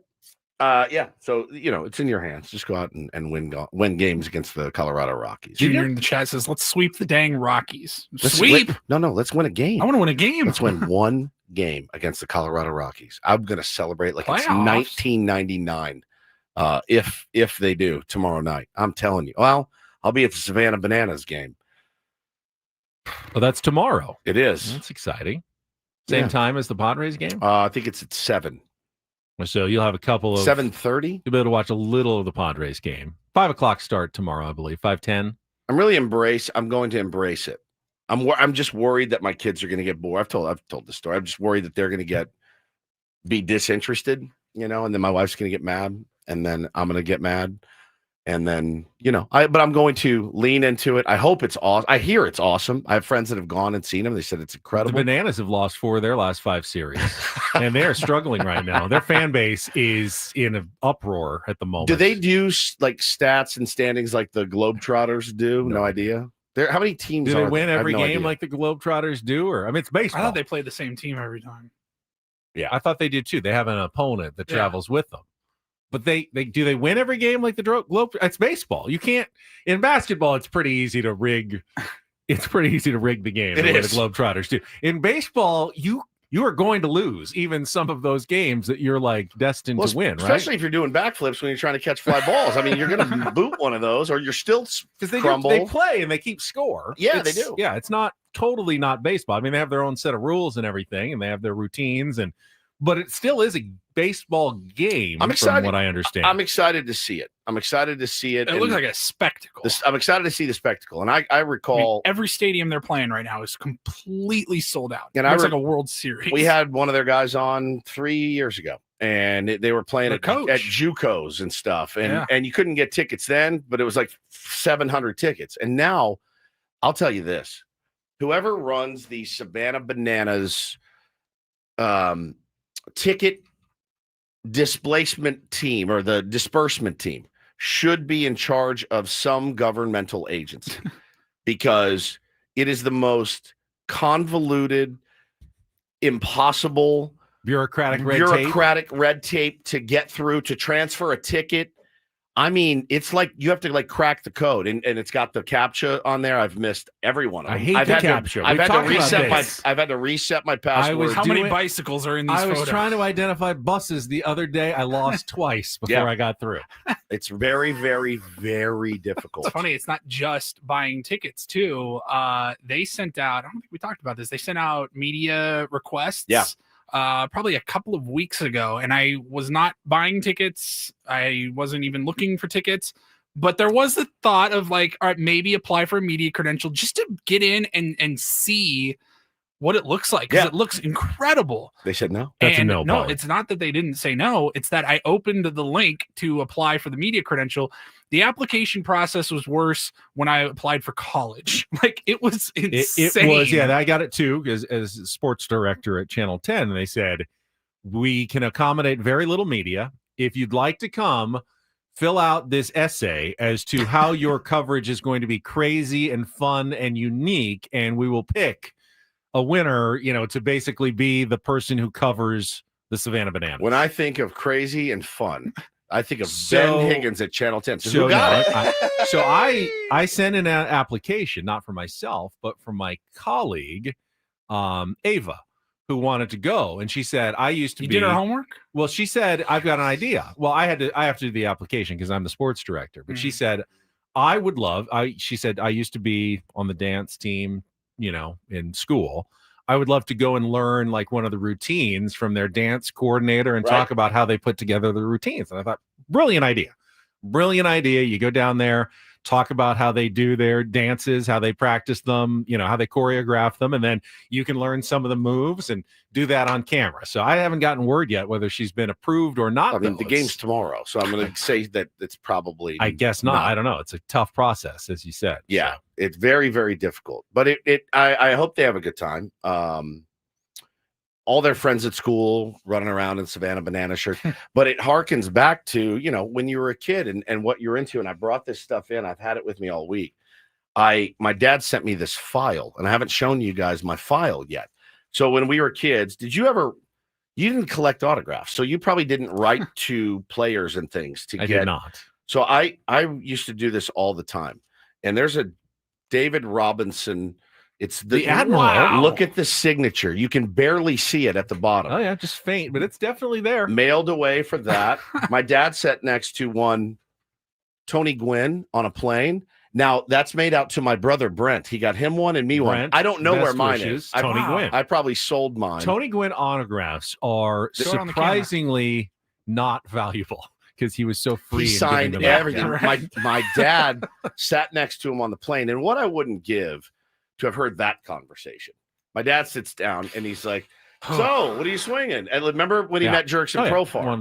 His bat. Yeah. The new New brand so far. It's like, who is this guy? Why is he? It was the best. So he saved all this. Here's, I believe he's Hall of Famer Duke Snyder, a signed San Diego's own photo of Duke Snyder. I've got in here. Here's Frank Stamms, linebacker for the Los Angeles Rams. Frank Stamms. He played at Notre Dame. So I wrote him when I was a little kid. How can I interest you in? You could say your family were stands back in the day. Yes, big time. Here's Don Mattingly, but that tells me that's a stamp. Look at the top. That's a stamp, right? That's not a real. That's not a real autograph. Did some guys back in the day just have a stamp created of their autograph? Yeah. I did not know that. They did all the time, actually, and they would send. So here's Michael Jordan with his stamped postcard that they sent me when I was a little kid. Not a real autograph. I mean, I've got. Oh, how about this? Muhammad Ali has signed 2 pamphlets. One is Prophethood in Islam, and one is Life After Death. Did he come by your door? No. I think my dad met him somewhere. Was my dad at a... He wasn't a Jehovah's Witness. My dad was not at a Prophethood in Islam event, to my knowledge, but, I mean, that's Muhammad Ali. That's all you have, and you meet Muhammad Ali. You got to have him sign something. Yeah, I've got Troy Aikman on a little card. I mean, my dad sent me this. What kind of card is that? It's like a little... Like a business card? Business card. Oh. Here's another random. I want to see what's the back of the business. Oh, there's card. nothing. It's just a piece of paper. It's a business card with no business. It's not a. It's just like a. It's business card stock. Piece of paper. Okay. 3x5 card. Here's another Muhammad Ali random signature. Wow. Who's this guy? Lou Carnesecca. Yeah, Coach Lou. Coach Lou, college basketball coach. Apparently, I loved him so much that I wrote him twice. And there's St. John's, right? St. John's. Yeah, St. John's. There's another one. There's the exact same 2. One for you. Well, one is signed on the basketball. One is signed down at the bottom. I mean, these are headshots essentially. And then look at this, another David Robinson stamp. He sent me all this stuff, and I'm like, I mean, obviously you got a Muhammad Ali, but I was thinking about when I was a kid and how much I loved to do that. And when a team would actually send it back, or a player would send it back, how cool that was. And now we have these Savannah Bananas. Did you feel a connection by having the physical autograph with you? Like that, now I have a connection to that player or coach. I think it was, for me, it was more like writing someone a letter and then they send it back to you. I thought that was so cool. So I have all this. And I think, like, do you save Troy Aikman? Do you save Muhammad Ali? Or do I just throw this stuff in the garbage? Like, I know what you would do, but like, would you save any of those?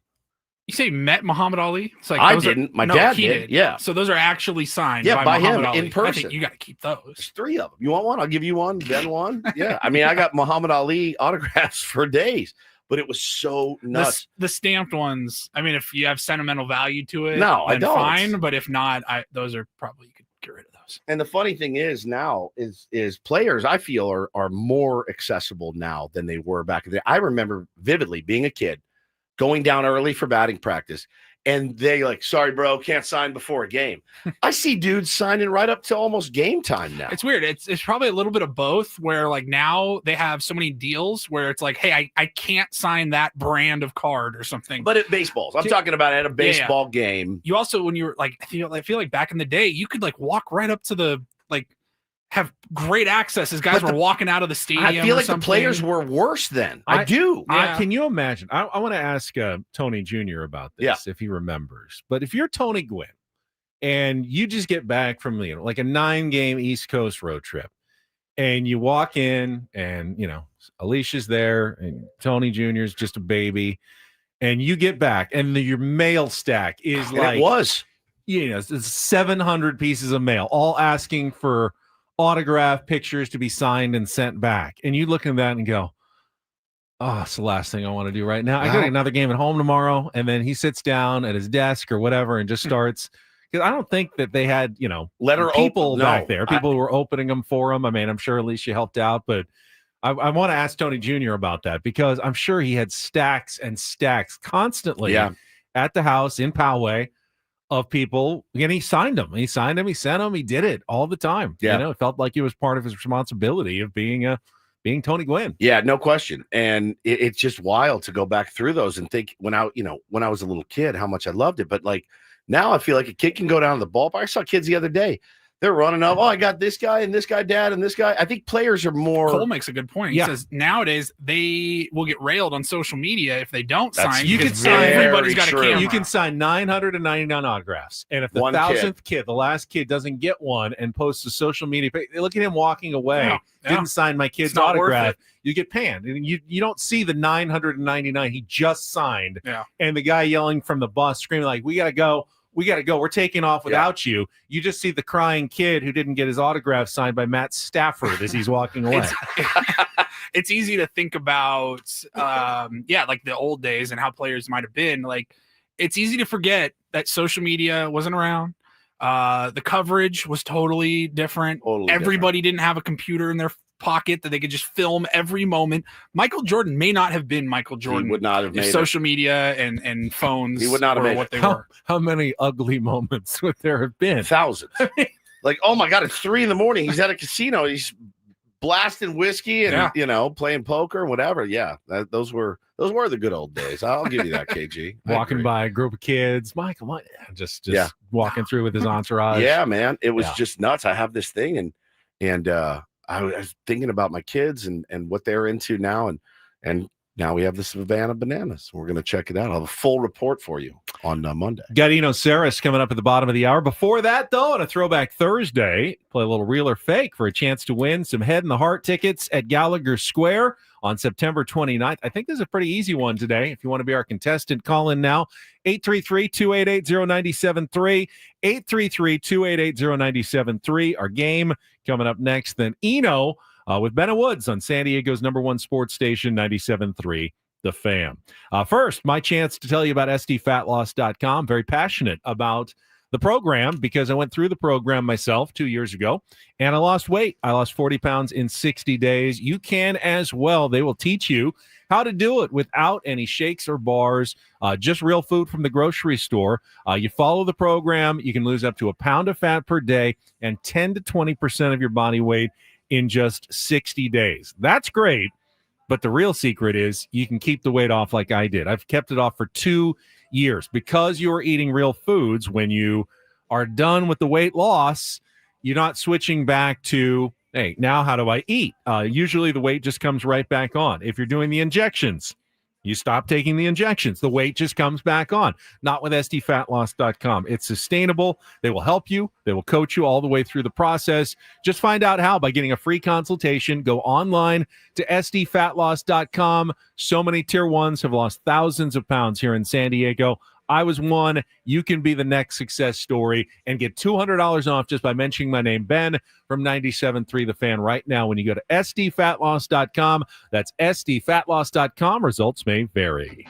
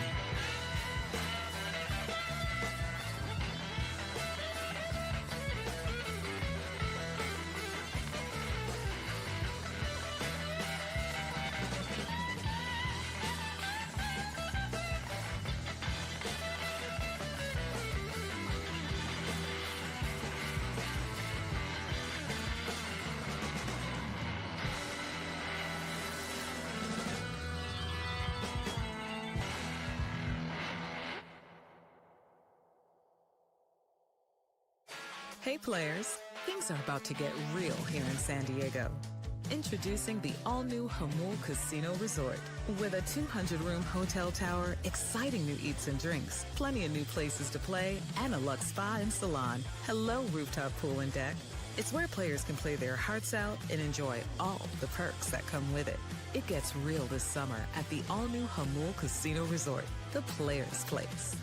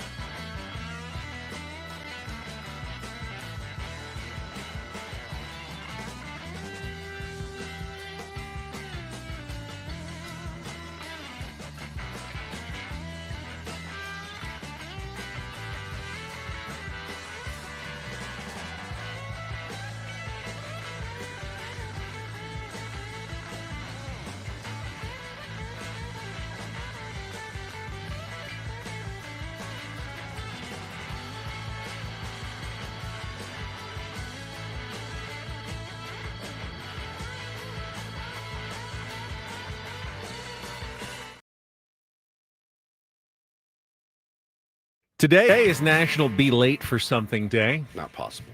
Can't do it. You're going to roll into the round table at 10:06, see what everyone says. Everybody else does. Why I should try was it. late? Scravy was late a couple was weeks late. ago. Yeah.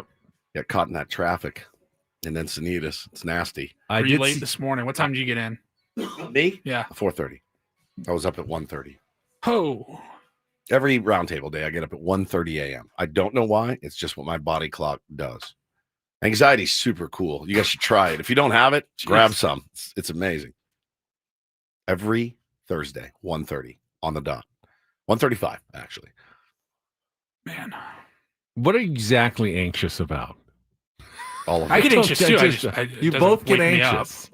It's usually on my drive in. Yeah. Cool, 5 hours. Am I wrong for feeling like I'm the only one who rightfully can get anxious about the round table? Yes, you are. Yeah, right. it's very selfish of you. I feel like I have to come up with all the topics. Are you saying me and Woods aren't as valuable? Our time doesn't matter? That's exactly what I'm saying, Paulie. We just don't even need to be there? Because if that's what you're saying, I will take you up on it. After that loss yesterday, we were tweeting with Adam, and I go, you know what I could use? An extra hour to talk about this team. I said, can we do an NFL roundtable? I would love to do an NFL roundtable. Just a full hour preview of Cowboys. Benny, and for Eagles. me, it's just it's just my brain. It's just how it's wired. You know, your brain's wired a certain way. Maybe I won't call on you today. You can call on me. Okay, I'm ready to participate. That's what I thought. That's all I need is for you to be your usual self, ready to participate when called on. I think for me too, I've got that. I got marriage counseling, and then I go right to judging. That's a lot today. Right to you get a long day. Yeah, I get that. The long day stress is real. Long day stress is when I know I've got 7 things to get to, and it's going to be a 15-hour day. I get that real feeling too. Stick down. There's an old saying, only P words get anxiety. All right, dude. No.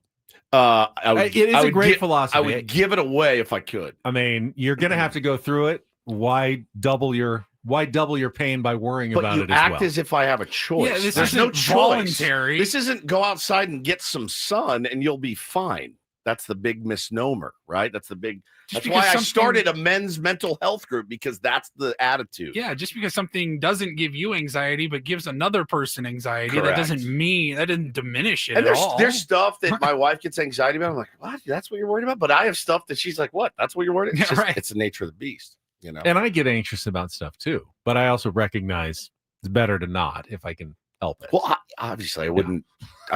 No one chooses anxiety. When I get an anxiety attack, I'll just be sitting here, ha ha ha, ha, and then I'm like, oh, cool. There's an elephant on my chest, and I have no idea where it came from. My ears get like red. They feel like they're gonna pop, like burning. Yeah. Well, no, they feel like mine get stuffed up. It's really Oh. weird. It's like you can feel it's physical. It's not great. I don't wish it on anybody. I wonder if our contestants feel that pressure during our daily games. Real or fake? Because it's time to play a little real or fake. Some are here for the compelling sports talk with Ben and Woods. You can go plow through another donut. It's time for Real or Fake on 97.3 The Fan. Tell the people what they'll win today. Tell Megan that if she can get 4 out of 7 right, she will qualify. Not qualify. She will get 2 tickets to the Head and the Heart at Gallagher Square on September 29th. Tickets on sale now at Ticketmaster.com. Good morning, Megan. Good morning. Good morning. Are you feeling anxious at all? Yeah, a little, because I love that band, so I have some skin in the game. All right. Oh. Well, you know what? Now I'll just save it for the end. All right. I think this is a fairly easy one, not to add any pressure to you, but all you have to do is separate the real from the fake. It is September, which means it's very much summer, but it's also pumpkin spice latte season. Ooh. Okay. Do you know what spices are in a pumpkin spice latte? I asked our friends at Better Buzz what goes into their pumpkin spice latte.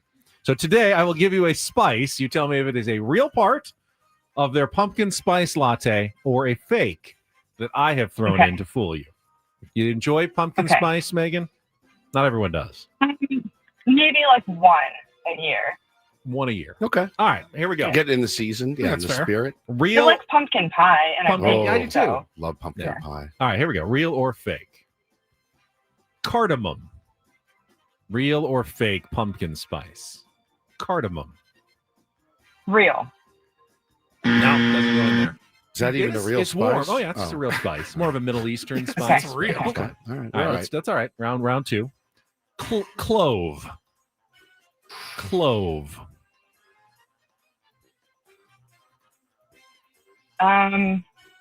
Real. Yeah. Oh, very God. good. I was going to say fake. Ooh. Don't ask what. Well, you can phone a friend. All right, that's 1 right, 1 wrong. Round number 3. Star anise. Star anise. I know that's sometimes in like warm spices, but I'm gonna say no for the pumpkin spice. You're right. It's more in the, Nice. like mulled apple cider, but not in their pumpkin spice latte. That's 2. Very good. All right, here we go. Round number 4. Cumin. No. No. Fake. Fake. Thank God. That'd be disgusting. We are hot right now. All right, here we go. Round for the win. Round number 5. Turmeric. Real or fake? Turmeric. My instinct is fake, so I'm just gonna say fake. Fake. I told you. Yes. You were going to the Head and the Heart. I was going to give Megan the tickets anyway. She just sounded really nice. Stay on the line, Megan. I'll probably get your info to send you those tickets for September 29th at Gallagher Square in a well-played game of real or fake. What's nutmeg? Real. Correct. Paprika. Fake. Fake. I did more fake today. We had the caller last week who just said, I'm saying real to all of them, thinking at least 4 of them are going to be real. And I realized I can't fall into a pattern. I have to sometimes have more fakes than reals to, trip up that potential strategy. Yeah, it's like that guy that won Press Your Luck. He figured out the pattern. Yes. And then I do not want to become formulaic. Okay. Ben has no pattern. That's Ben will true. surprise you. He Ben will will surprise zig when you think he's going to zag. But man, you love a pattern though, more than almost do. anybody I know. So I yeah, do. And I that's was good. falling into the 4 reals, 3 fakes pattern. And someone figured it out last week. Do you guys like? Oh, he's got me. It's not. I know it's pumpkin spice season, but it's also 97 degrees. I know it's 88. It's a weird contrast of September 4th, and it's 90 degrees, and we're drinking pumpkin spice. It's 88 lattes. in my house at night, and it's 97 outside. Yeah, it's weird. Like, I don't mind. Christmas seems to start earlier and earlier, and I don't mind that. Like, right around November 1st is fine by me. With Christmas decorations. Oh, but absolutely. Pumpkin spice, you're right. That feels like it needs to be a little cooler, chilly. Yeah, a little chilly weather. weather. Just get it iced pumpkin spice latte. You can always throw some ice cubes in there. All right, that's fair. All right, we will come back. Smart baseball with Eno Saris coming up next on San Diego's #1 sports station, 97.3 The Fan. Oh, it's so nice. I had to tell you about it twice. Loan Pronto, if you're trapped in that high rate mortgage that I told you about earlier, watching your hard-earned money vanish every single month, you can stop right now at Loan Pronto. They're delivering the lowest mortgage rates in 3 years. Their rate reduction home loan program is streamlined. It's a low-cost way to slash your house payments by hundreds of dollars a month. Lock in a fixed rate now as low as 4.99% APR. Close in as little as 2 weeks. No appraisal needed in most cases. And how about this? You could skip your next 2 house payments entirely. Get back on track. Don't wait. Rates this low won't last. Call Loan Pronto now for your free, no obligation quote and lower payments, more money in your pocket, and a fresh start with a better mortgage. 619-207-4336 or go to loanpronto.com to lock in your new low rate. Skip those next 2 payments. Don't let high rates hold you back. Call 619-207-4336 or go to loanpronto.com right now. Equal housing lender, NMLS 1661781, subject to lender approval, NMLS consumeraccess.org.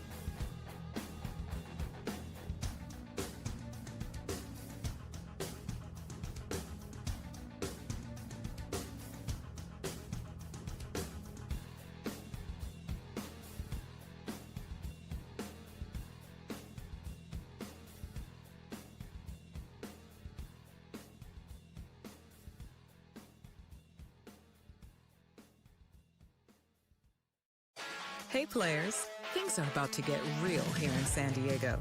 Introducing the all-new Hamul Casino Resort. With a 200-room hotel tower, exciting new eats and drinks, plenty of new places to play, and a luxe spa and salon. Hello, rooftop pool and deck. It's where players can play their hearts out and enjoy all the perks that come with it. It gets real this summer at the all-new Hamul Casino Resort, the players' place.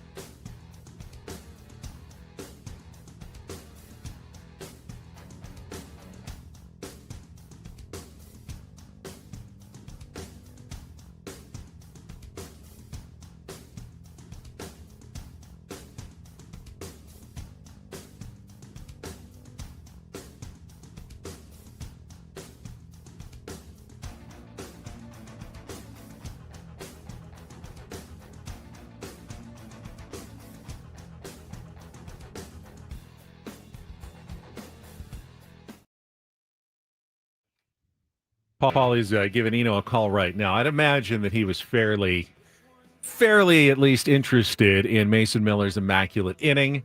I don't know what else you can say about it. I mean, 9 straight sliders. It was incredible. It's much more rare than a no-hitter. Yeah, it's There's only been the second one in Padres history. It was B-Law. There's been over 300 no-hitters in baseball history, only like 120-something immaculate innings. Now, I think you obviously have to get a little lucky. The first pitch of the inning was probably a ball. Yeah, it was. Got called a strike. It was a little high. Yep. And after that, he got 8 swings and misses on the slider, just one after another. Is that predetermined? Like, who goes out and throws 9 straight sliders? He's like, man, this just feels good. He admitted after the game, once you get 6, you start thinking about it. And he was like, I'm not going to give it to him. I'm going to try to throw a strike here because I don't want to give it to him. But a couple out of the zone that were swung at. Check swing was close. Got the call on the appeal. We'll talk to Eno about that. Weird. I felt bad for Mason Miller because at least the way I was fanning yesterday was I couldn't have cared less because of the loss. I was there in person. It was cool. It was cool when it happened. The final strike was great. But then the post-game show, all I wanted was I wanted to hear what Mike Schilt was going to say. And all I heard was, 7-5 loss for the Padres. But Mason Miller with the immaculate inning. We're going to hear more about the immaculate inning. I'm like, I don't want to hear about the immaculate inning. They just pulled within 7-5. Then he gets the immaculate inning. I thought they're going to win this game. I did too. I thought they were going to win this game. I did too. I really did. And they had a chance. They had a chance in the 8th. Didn't provide them any offense, that immaculate inning. Eno standing by. We'll get to our Smart Baseball right after traffic here on 97.3 The Fan. From the 855 Get Ross Traffic Center, protecting San Diego after accidents or injury, here's Kelly Danick. Traffic is brought to you by Crystal Geyser Alpine Spring Water. Still a number of problems here. Crash on South 163 at the South 5 connector ramp. It's in the clearing stage over the right shoulder. Westbound 54 at the North 805 connector. Stall vehicle over the right shoulder. And several problems in the North County. Northbound 5 coastline before the racetrack. Collision blocking the 2 left lanes. We still have this accident southbound 5 before the racetrack blocking the left lane. And collision on West 78 before Twin Oaks Valley Road. That's now over to the right shoulder. What makes Crystal Geyser Alpine Spring Water different? They always bottle their Alpine Spring Water less than 1.5 miles from the spring source. And all of their bottles are made with 50% recycled plastic from their own recycling plant. Crystal Geyser, bottled at the spring source. I'm Kelly Danick with Ben and Woods, San Diego's #1 sports station, 97.3 The Fan. It's time for the super polished, yet to be named Smart Baseball Weekly segment with Eno Harris, Saris, son of a bitch. Brought to you by 7 Mile Casino, just 7 minutes from the ballpark, by the bay in Chula Vista. Here's Eno Saris with Ben and Woods on 97.3 The Fan. Yeah, the Padres' recent skid took a little of the luster, as Paulie said, out of the immaculate inning, Eno, but still fun to see. And I saw you comment on it as well. 9 straight sliders. It was amazing. It was cool. I was there in person, and it was pretty awesome. It was pretty awesome. And there was when I tweeted it, somebody was like, "Oh, ball," and I was like, "No, actually, one of the things that's annoying about watching the games on TV is that the strike zone box is not actually the strike zone." I know, but it's what we've become so accustomed to, and when they take it away at times, it's almost uncomfortable to watch baseball for me. And I grew up watching it without it. Take it away. Yeah, take it away. Oh, is it going away for good? If the the challenge system comes next year, they don't want to have someone immediately being able to signal yes or no to the catcher to say, "Oh, we're challenging that one." But they want them to have to make the decision on their own. I think also they don't want to have a call on the field or like to have it reviewed and have the call say something different than what the TV box does. Because the TV box is sort of created by, it is in concert with the rules and regulations of MLB, but like it's created by the local TV station basically. But when they do the ABS challenge system, what you'll see, it'll be like tennis though. It'll be the official box one way or the other. You'll see it on the scoreboard at the ballpark, you actually see that, right? Yeah. But they just don't want any discrepancy to be like, because there's like the TV zone box, there's the challenge box. They don't want anything like that, because then people will be like, the league, now the league is monkeying around with it. And they want this call, So yeah, it might go away. So get used to that. And then I think it's fair as a fan to not actually care about that moment as a fan of a team, because the immaculate ending used to be something that happened like once a year or once every 2 years back in the 70s and 80s. But now it happens 3-4 times a year. Yeah. So still cool. It's not as weird of a thing. And of course, it's the context, the local context is in the middle of a losing streak, and in a game that the starter gave a bunch of runs early again. Yeah, it's been an issue here in San Diego, and not that starting pitching wasn't kind of a white knuckle death grip for a lot of the season, right? It has been. Michael King going down, Joe Musgrove being out, Yu Darvish being out, Dylan Cease not looking like Dylan Cease, but for once a month maybe. We do forget it has been a white knuckle type season. I'm semi impressed that they are as far above 500 as they are right now and still very much alive. But what are you seeing from? Dylan. We've talked about Dylan so much, we really have. But Yu Darvish, you just chalk that up to rust, and Nestor Cortez, is he washed completely? I have no idea. Yeah, it has been a wild ride. By wins above replacement, the Padres are 18th, and that's not, I think, where they expected to be for the starting rotation. But Tavetta's been good. Cease, what I'm seeing is I think he's better when he uses 4 pitches. I know that his fastball and slider are the best pitches he has, but the good stretches I've seen him go to the sinker and the changeup more, and the curve.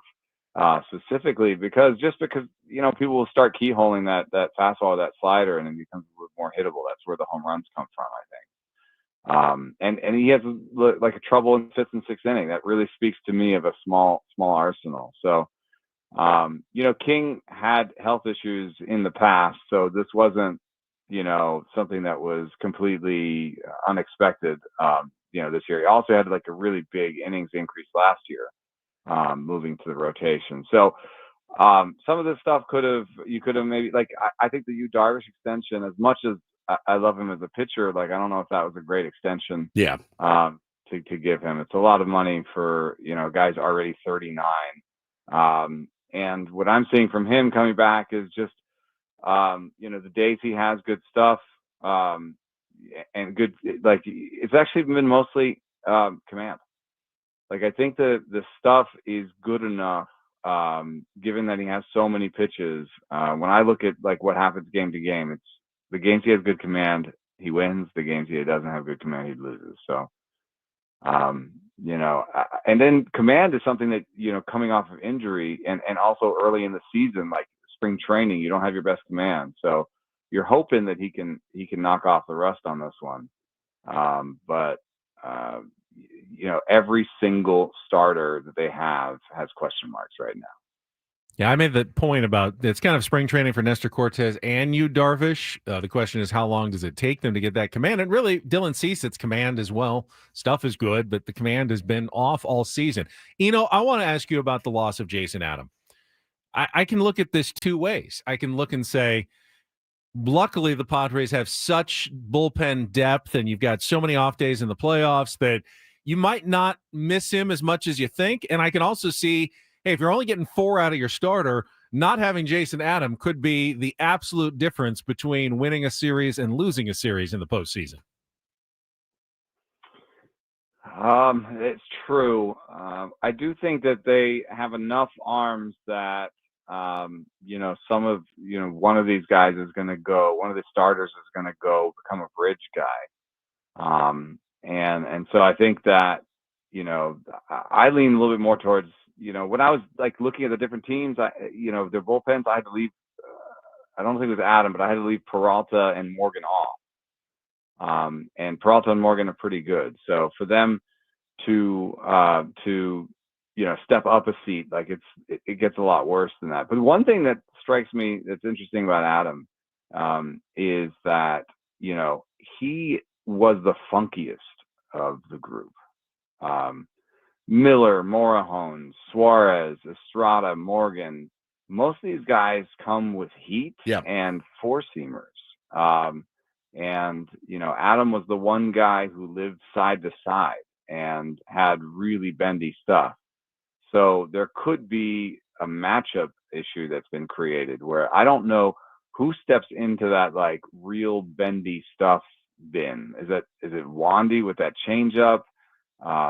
Is there somebody that I'm not thinking of?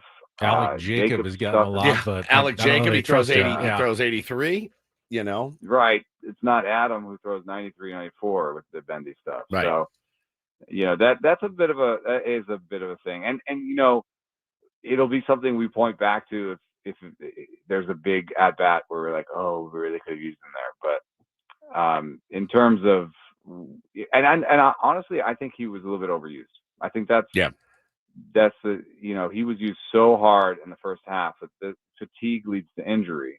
And I know mostly we think of arms, but I think the same is like you use the quad that he tore is you put that into the ground. That's hugely important for your velo. Like, that's actually maybe we used to think that you push off with the back leg. And now the modern pitching philosophy thinking is due to biomechanical research is the front leg is more important. Wow. Blocking leg, like putting that in the ground. What happens is you put it into the ground real hard, and then the ground actually has a reaction. There's a force back. Every force has an equal opposite reaction. And that force back out of the ground allows you to take all of your momentum that's going forward and turn it into, think of like a pole vaulter. They stick that pole into the ground and then they launch over it, right? Another pole vault. Yeah, pole vaulter. Exactly. The high jumper, he sticks that pole in the ground and uses all that momentum. That's the front leg. It's interesting. I mean, my whole life it was kind of land soft and back leg is everything, and now you do see them drive it into the ground. Stupid ground. It's dumb ground. Yep. But again, I mean, look, this team, if you can get away with you can get away with starting pitching like we have if that bullpen is at full force and locked in. But like you said, man, we have to hit too. I mean, we got to hit. I have some good news for you there. A little bit of good news. Quickly, yeah. Once you look at that homer for Tatis, I had written a piece that said that Tatis was letting the ball travel too much. Tatis is in the last month or last 3 weeks going and getting the ball out in front more than he has in the last 2 years. So perfect. There's, I think the power is coming back. I mean, that was a majestic homer to center. It was. I think it actually, sometimes you're like, oh, does that mean anything, or was it just one homer? I think it means a little bit something, because he's changed his philosophy of the play a little bit. He's going for the power a little bit. I appreciate the Thank rush. you, buddy. We're out of time. Eno, thank you so much. We got 1 hour to go. Paulie's got his Rhino Report next year on 97.3 The Fan.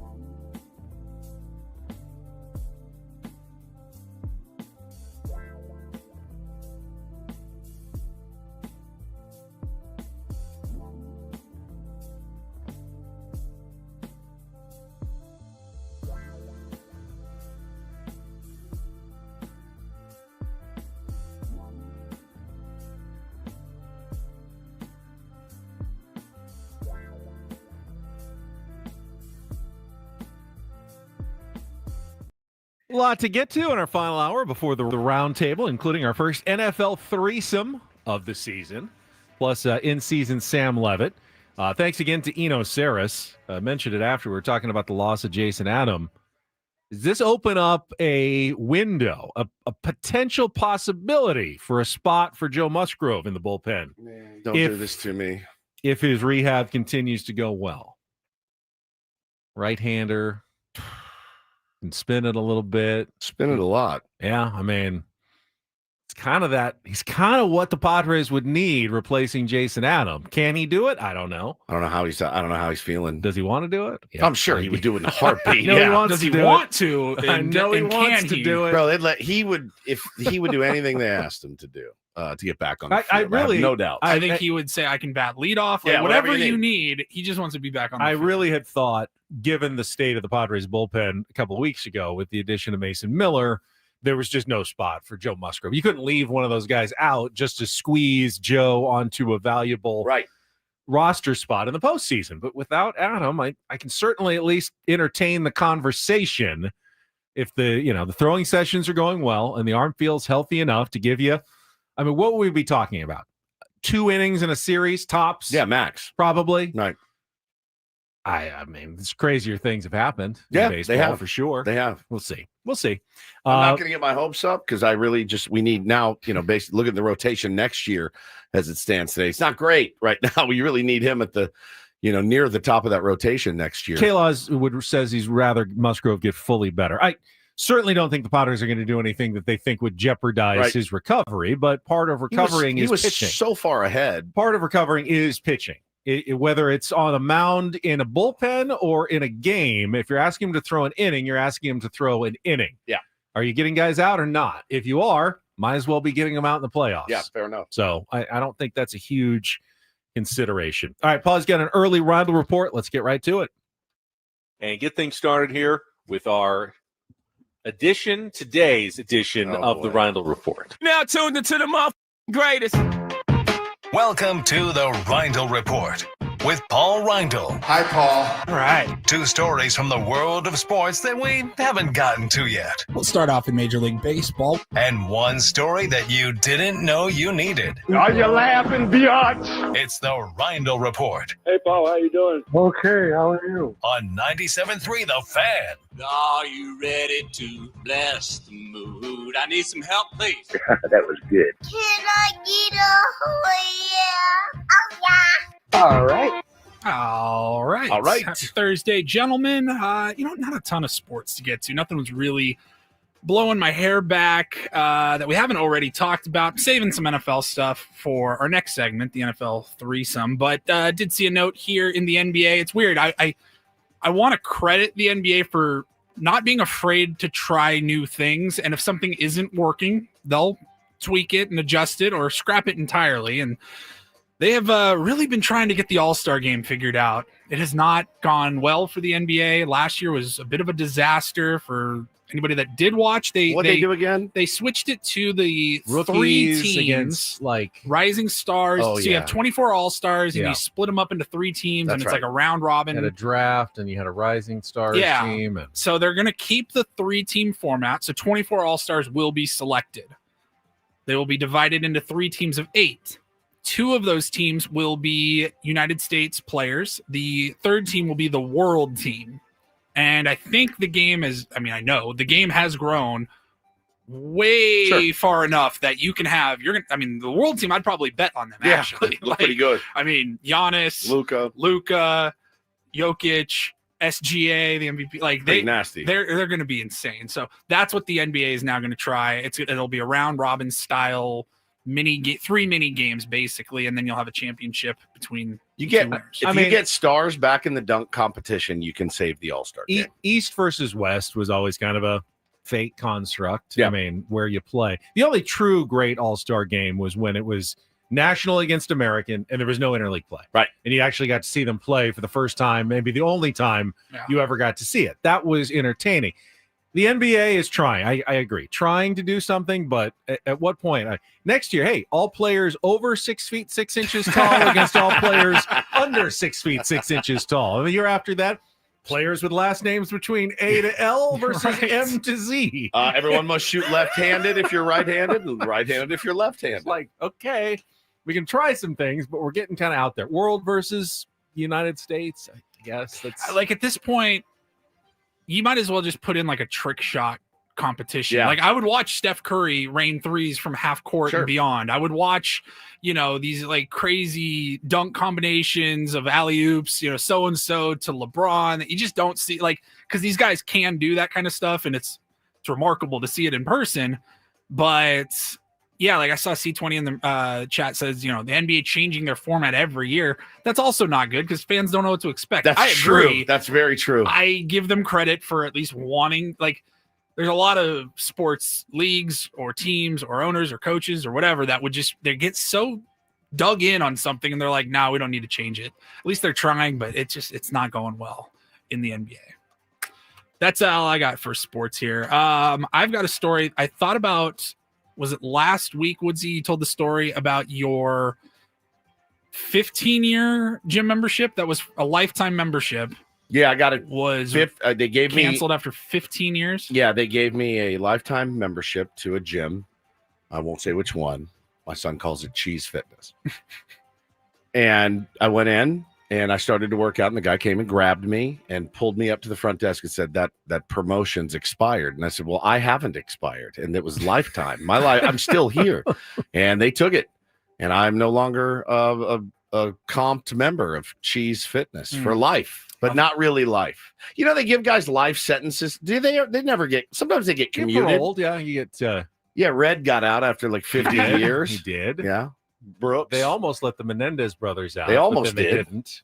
So yeah, they did. They yanked my lifetime membership. Before you finish, Raleigh, speaking of Cheese Fitness, you were at the Padres game yesterday. Someone went by you, Tier 1, randomly. Yes. What did they say? Hannah and I were walking up to our seats, and a guy and a group of his buddies,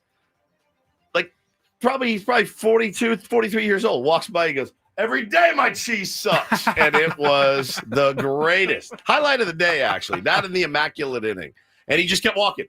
Didn't stop, say hello. Hey, what's you doing? Oh, hi, Hannah. We need to file some trademarks for Taylor, I think. Every day my cheese sucks, which is what my 4-year-old said as he threw his baby bell across the room at breakfast one morning. Every day my cheese sucks. It's my favorite. It was so good. It's one of my favorite lines of all time. I thought about your Cheese Fitness story when I saw this one. A guy in Oregon back in 2012 won a Publishers Clearinghouse sweepstakes. I didn't know people actually won. I thought it was all a bit. $5,000 a week for life. Yes. $5,000 a week, $260,000 a year before taxes. He actually, it says here, he even got one of the big checks, like they showed up at his house, one of those guys. Knock on the door with the big check. And this year, his checks stopped coming. And that is because in April... He died, obviously. No, he's still very much alive. The company died. In April, they filed for bankruptcy. And so this guy and at least 10 other forever winners were told that they will no longer be getting their payments. And I don't know, is there any no recourse? Real solution? There's no solution, no recourse. Can't really sue. Maybe you could. There's nothing to get out of the squeeze any blood out of that turnip. Did you used to, when I would, my parents didn't care, but I saw it, so I would I would fill it out and send it back. Oh, every time. I wanted Ed McMahon to come to my door. That's why he wanted it. I never did. I took it and threw it in the garbage like most humans did. It was really just a method to get you on more mailing lists to try to get to more subscriptions. Essentially, it's like the modern version of spam email. Yeah. They just didn't have email back then, so they spammed you with Publishers Clearinghouse, and then when you filled it out, they would give your info to all the other people to send you more junk mail. And that was, your incentive was your chance 1 in a billion to win the sweepstakes prize. But imagine kicking your feet up every week, $5,000 a week. Hey, I got nothing to do. I'm just making an extra $5,000 a week. $260 a year, and then it stops before taxes. Is probably $160, right? But that's extra. That's free money. That's a salary. Yeah, you're working. That's a good ass salary. It's a third job for me. That's a third job for you. Exactly. Man. I remember. And then it just stops. And you can always count on it. You always thought you could count on it. Yeah. as a kid, every once in a while, like we go to the gas station or whatever, and my parents would let me buy a scratcher, and scratch it off, win $7 or something. You felt good. They had the Washington State Lottery. I can't remember if this was a national lottery contest or just a state lottery thing, but they had Lucky for Life. And it was like $3,000 a year for the rest of your life. And I was like, yeah, obviously you want the $800 million Powerball or whatever. But I was like, I would definitely be okay with the $3,000 for $3,000 a year. It was a $3,000 a month. Oh, or maybe even a week. That'd be incredible. I think it might have been a month though. Having residual income like that just comes in. And it was always like passive income. You had the grossly massive Powerball numbers or whatever, and then I was like, I would be just fine with the small amount, but every week or every month consistently. I have zero passive income. Technically, Ed McMahon was with American Family Publishers, not. No one cares. Literally, not one person in the audience was going to fact check you on that. No one cares about that. I like to be accurate. Go ahead, Paulie. Sorry. I just make sure you're done researching Ed McMahon.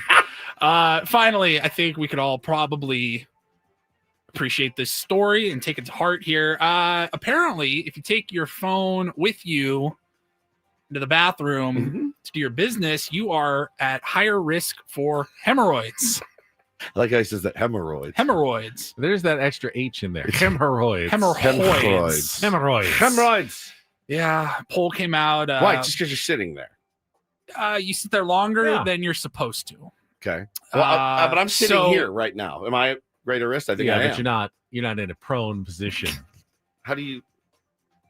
If you're on your phone, I guess you're not sitting up straight. Well, you probably are. Not a hole under you either. So researchers polled people right before they went in for their routine colonoscopies, and 2/3 of people polled said that they do bring their phone and scroll on their phone. We all do it. It's disgusting. Yes. We all do it, but it's horrible. absolutely repugnant. You'll sit there on your phone, and then 2 minutes later, put that phone to your ear if somebody calls you. And then make yourself a sandwich right after. Yes. And so then the doctors, they went into those colonoscopies looking for evidence of hemorrhoids and found that the people who said, am I saying it wrong? No, I like how you said hemorrhoids. Hemorrhoids. How do you say it, Ben? Hemorrhoids. You don't say it that way. You say hemorrhoids. Hemorrhoids. No, hemorrhoids. You do not say hemorrhoids. It's not hemorrhoids. It's 3 syllables. It's not hemorrhoids. It's hemorrhoids. There's 3 syllables. Pull it up on the pronunciation. I was wondering what is the actual. Are you researching hemorrhoids now? No, I'm researching the amount of time it should take you to make a bowel movement. 5 minutes. What are we talking about? According to AI, it should take no more than 10 to 15 minutes. That's a long time. That seems like a long time. A long time. Hemorrhoids. What is hemorrhoids? I just say hemorrhoids. That's probably my Texan in me. Hemorrhoids. Peepaw's got him some hemorrhoids. Get him some preparation H then. 15 minutes. Good God. From what I'm reading, it says you shouldn't be there for more than like 5 minutes. 4 to 5 minutes. And when do you feel like it's not going to happen? How long before you decide? Because that happens sometimes. You think you're going to go, and then you realize it's not. It's not going to happen. I'm like 5 minutes, and I kind of wait. I'm not going to keep trying. I walk the razor's edge. I really do. You definitely shouldn't push. No, I walked, like I said, I walked the razor's edge where it's like, all right, hang on, we have a problem. When you have a problem. When you have 2 small children, I spend a lot of time. How much does bathroom time increase for you? So much. Right? And when they were babies, I was like, hey, I'm sorry. I don't know what happened. This chili I ate. I'll be in the bathroom if you need me. He's in there reading a book, just listening to my headphones. Get me out of here. We had some of our biggest fights when the kids were babies about how long everyone was staying in the bathroom. Oh, yeah. Yeah, 100%. Also, the doctors, they knew which patients said that they brought their phones in and used their phones. I think 2/3 is also criminally low. People are lying. They're lying because they don't want to admit that they absolutely do it. But, I do it when I go pee here. I'm on my phone. I really do. Yes, I'm looking at my phone the whole time. The people that did admit to just mostly sitting on their phone in there, 46% more likely to have hemorrhoids. Okay. That's a pretty large increase. increase. It's a big increase. Yeah. Yeah. They said if you do have to take your phone, their advice was set a timer. Just feel like I'm sterilizing my phone right now. That's all I feel like doing. Thank you, Paulie, for the Rhino Report. You're very welcome. Very informative. I think that I'm glad we've determined that it's a 3-syllable word. Speaking of threesome, that's coming up next. We're doing an NFL threesome. An next. NFL threesome. Our first that's of where the you're season. Going. Can't wait. Paulie's got you know what? Even if you don't care about the NFL or football at all, it's worth it just for Paulie's new open for the segment. I'll just tease that. That's great. When we come back, we've been in Woods on San Diego's #1 sports station, 97.3, The Fan. Talk about SDFatLoss.com. Second time I get to do that this morning. I don't mind. I like to talk about SDFatLoss.com. I had tried other programs in the past. I had tried the shakes and the bars, and I did lose weight. I was miserable while losing the weight. But what was the worst part is as soon as I went back to real food, I gained weight back pretty quickly. Within 9 months, I think I had gained most of the weight back on other programs. With SDFatLoss.com, I lost 40 pounds in 60 days. I have now kept the weight off for more than 2 years, and it's because it was based on real foods. I changed the way I ate, but it wasn't like drastic or dramatic. It was subtle in a way that my body was like, yeah, I'm fine with this. I'm good with this. I learned how to do it from my coach, my counselor at SDFatLoss.com. They helped me every step of the way. And I had some cheat days as I was losing the weight as well. Certainly still have some cheat days now, but I know how to keep the weight off. I know how it works, and I can't thank them enough. You can be the next success story. Imagine a life without back pain, knee pain, all the things that the extra weight is bringing you can be gone. Just eating real foods, no exercise necessary, no injections. Find out how by getting a free consultation at SDFatLoss.com. And when you mention my name, Ben from 97.3 The Fan, get $200 off the program right now. Go today, SDFatLoss.com. That's SDFatLoss.com. Results may vary.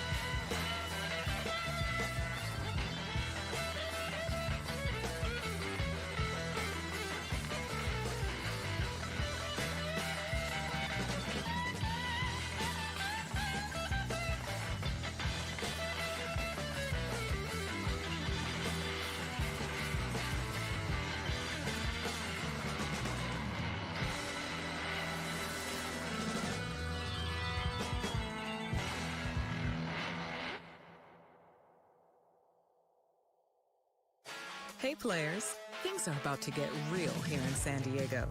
Introducing the all-new Hamul Casino Resort. With a 200-room hotel tower, exciting new eats and drinks, plenty of new places to play, and a luxe spa and salon. Hello, rooftop pool and deck. It's where players can play their hearts out and enjoy all the perks that come with it. It gets real this summer at the all-new Hamul Casino Resort, the Players' Place.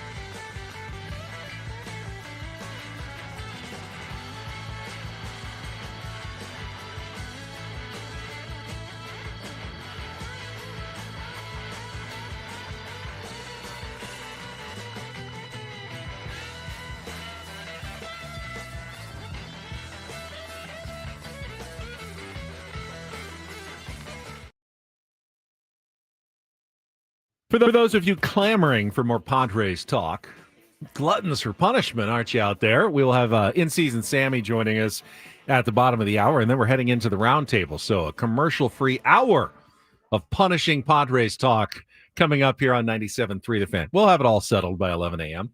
Hopefully, will we? I don't know. I have no idea. I'm interested to see. Won't. I mean, Scraby's going to panic, clearly. He was losing. Elo's going to rail against the fans panicking. Elo might fight somebody. Yeah.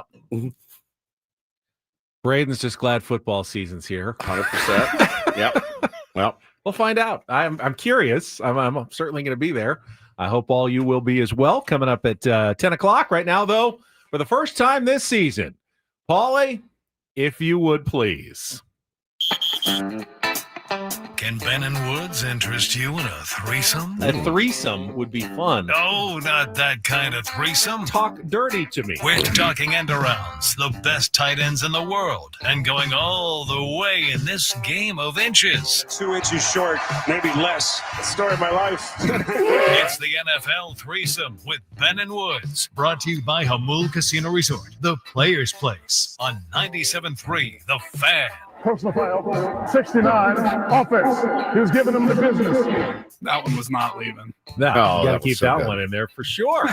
Each week, we got 3 NFL topics. Tonight's game, we've got our most intriguing matchup and our best bets against the spread each week. And we will start game 1 of the NFL season tonight right here on 97.3 The Fan. You can hear it, 5:20 kickoff as the defending Super Bowl champion Philadelphia Eagles host the Dallas Cowboys at Lincoln Financial Field.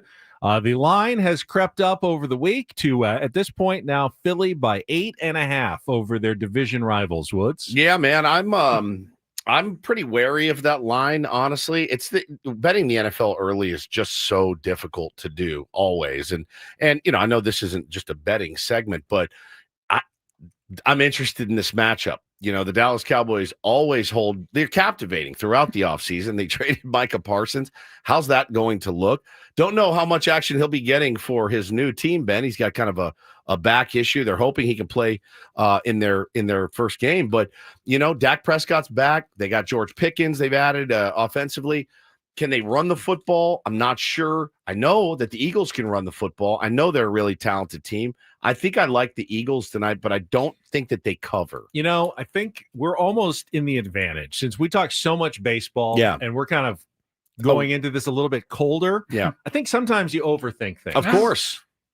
The Eagles are just a much better run They team. are much better. Jerry's a mess at this point. He's a senile old man trying to run a football team. Spanking himself. $10 billion football team. Almost got me, Paulie. God dang We it. just went to Philly. We saw if you had played Glory Hole, I would have lost it.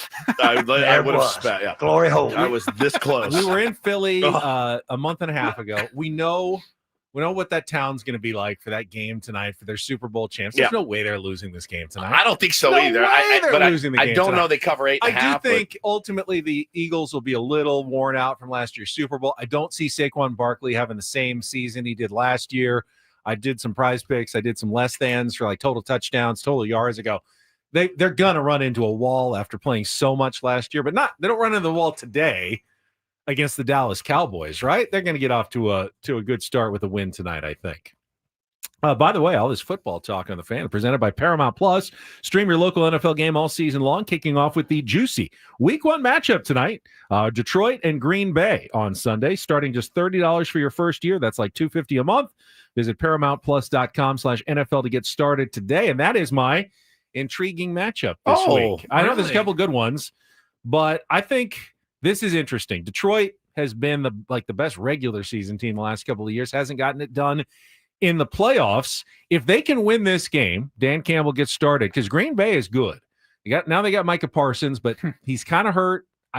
Not 100% sure he's playing, I believe, this week. Be a good time to go into Green Bay and maybe win your toughest divisional game that you've got all season long right off the bat. That could set up Detroit for this whole season if they can win this game in Week 1. I think it's a really good opportunity for the Lions to come out strong, and one of the most intriguing divisional games that you've got in the first week of the season. That's an afternoon game, 1:25 on Sunday. And honestly, because it's Week 1, they're all intriguing. Every single one of them intrigues me. I'm pretty bummed I didn't get into a fantasy football league this year, and I was in one last year. It kept me a little bit more locked in. But for me, you look at the schedule and you go, yep, Sunday night, Baltimore, Buffalo. That's the game. Lamar, Josh, it's it. That's the one that you're waiting for all weekend to see what happens. There is intrigue in just about every game. You're right. Yeah. Week 1 especially, but you look at the schedule, you just look at the teams and know what their recent histories have been.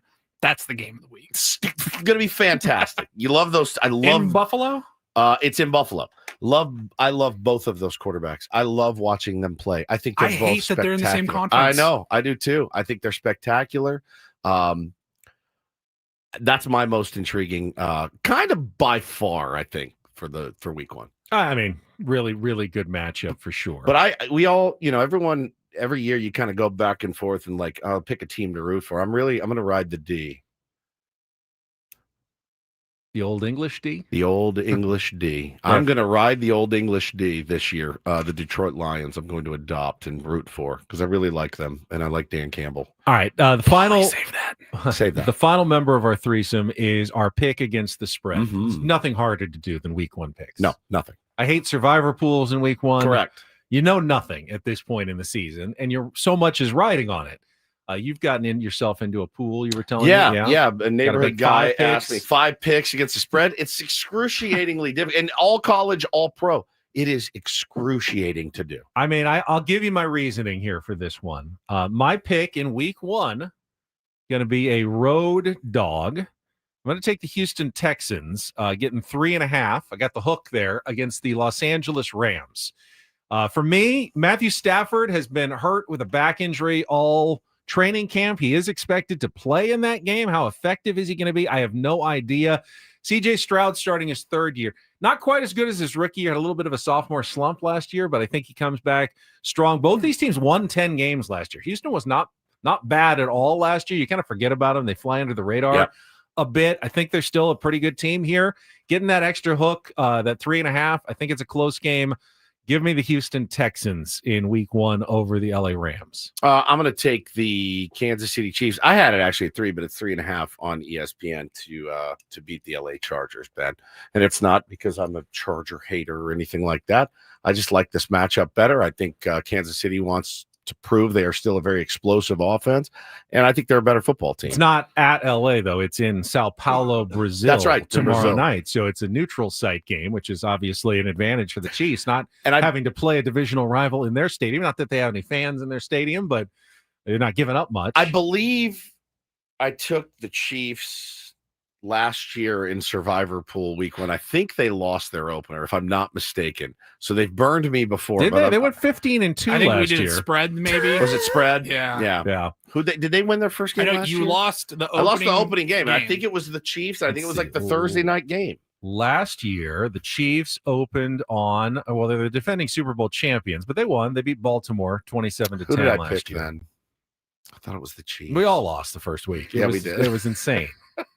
Yeah, I'm going to take the Chiefs. I have that saved. By the way, I saw the some Chargers fans have filed a lawsuit against the team, class action lawsuit, because when they were asked for their ticket renewals last year, like in October, and the Chargers quoted them whatever the price, hey, $2,500 to renew your season tickets for next year. They said for 9 home games. And they said, okay, great, because we're playing, 9 at home, 8 on the road. And then later they said, actually, it's only 8 because we're playing one of our home games in Brazil. But it's technically a home game. But they're not giving them any money back. They're just giving them 8 regular season home games instead of 9. Charger fans are going, but we bought 9 and you're only giving us 8. You owe us like $170 per ticket or whatever you're charging us. And the Chargers say, we'll just give you an extra preseason game instead. Oh, what everybody dreams of. Orthodox nails it. He said, you picked them 2 years ago. They lost week 1. That's right. It was 2 years ago. That was 2 years ago. Time flies, man. Paulie, your pick? My pick against the spread, I will ride with the Washington Commanders -6 against the Giants. Yeah, Brian Daboll. They're and the just Giants, they're sad state of affairs sad, right now. It's a sad bunch. And Washington's on the rise. They're fun to watch. Well, so listen, I think they'll beat them by a touchdown. If only the media in New York would be harder on the Giants, then they could probably win more games, because that's what I'm told every day. And that is our first football threesome of the season. I feel satisfied. Oh, there's no close? I thought there was a close. Never mind. He just pointed at Paulie. Hey, gave Paulie the point. Got in-season Sammy coming up next. Although I may have to bring this up. I haven't read it yet. Things are interesting. Jesse Agler just released a Substack, a new newsletter. Did he? Yeah, it's been a while. What's on Jesse's mind? I'm curious. We'll get to Sammy and more Padres talk coming up next on San Diego's #1 sports station, 97.3, The Fan. First, though, Woods and I get to talk about trustandwill.com. And I will promise you, because Woods and I both went through the process of getting our estate documents done. Far older than we should have been when we did it, but we did it thanks to trustandwill.com. For me, it only took about 20 to 25 minutes. I was told that someone was listening to us and it took them like 32 minutes and they were mad that it was longer. That was us. That was our experience. If you have like 400 things that you want to leave to your relatives, it might take you a little bit longer. Still way more convenient than going to visit a lawyer and going through the process that way, and way more affordable as well to set up your will or your trust. Yeah, make sure you definitely look into that trust. Keep your family out of lengthy and expensive probate court. At trustandwill.com is so easy. New code for you. Use the code RADIO20 when you check out. RADIO20 to get 20% off. All one word. All one word. All one word. Radio 20. Radio 20. Stay out of probate court. Take care of your loved ones. Have the peace of mind that you've done this and you don't feel like a big idiot procrastinator and an idiot as well by going to trustandwill.com. Use code RADIO20 at checkout. Trustandwill.com.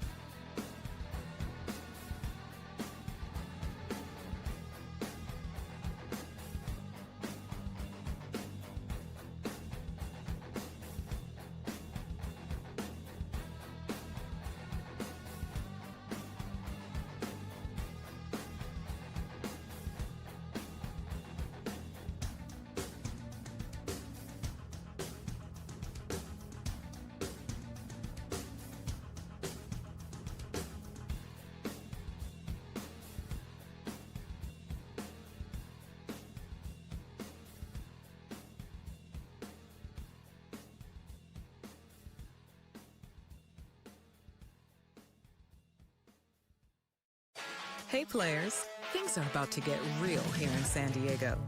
Introducing the all-new Hamul Casino Resort. With a 200-room hotel tower, exciting new eats and drinks, plenty of new places to play, and a luxe spa and salon. Hello, rooftop pool and deck. It's where players can play their hearts out and enjoy all the perks that come with it. It gets real this summer at the all-new Hamul Casino Resort, the players' place.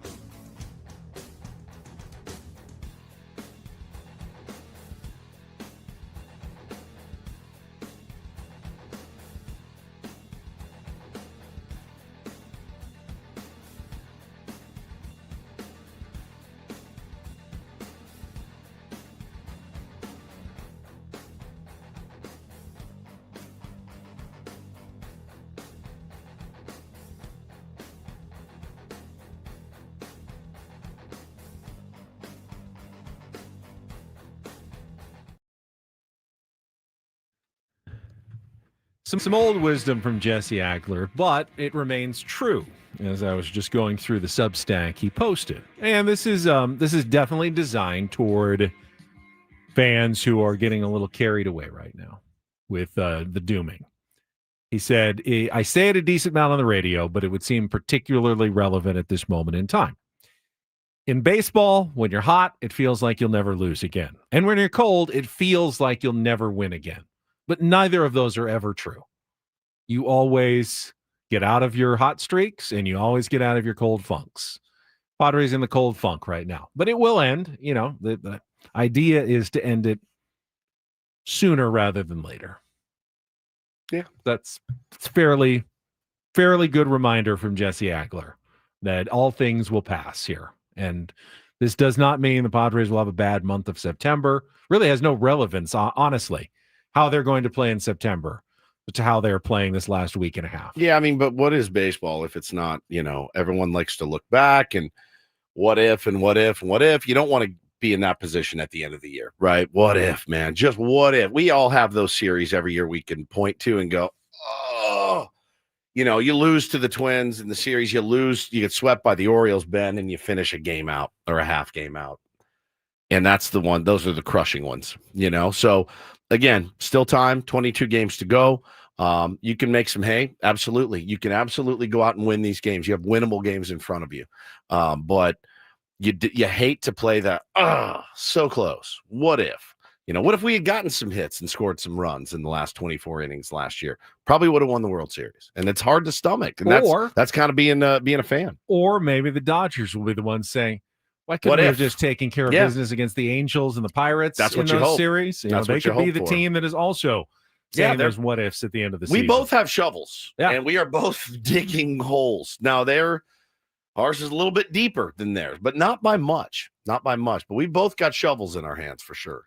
All right, this hour on Ben and Woods brought to you by Islands Restaurants. Islands Restaurants, summer refreshment, paradise ambiance, and the best burgers in town, like the Big Wave with cheese and fresh cut fries. $10 now for a limited time only. Visit one of the Islands Restaurants throughout Southern California today. Dine in only.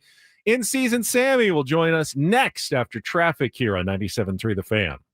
From the 855 Get Ross Traffic Center, protecting San Diego after accidents or injury, here's Kelly Danick. Traffic is sponsored by the kids of Caltrans. Wrapping up on a busy note here, guys. Got a collision on westbound King Freeway just before Euclid. Motorcycle involved, being cleared out of the two right lanes. Also eastbound 8 just before the 15.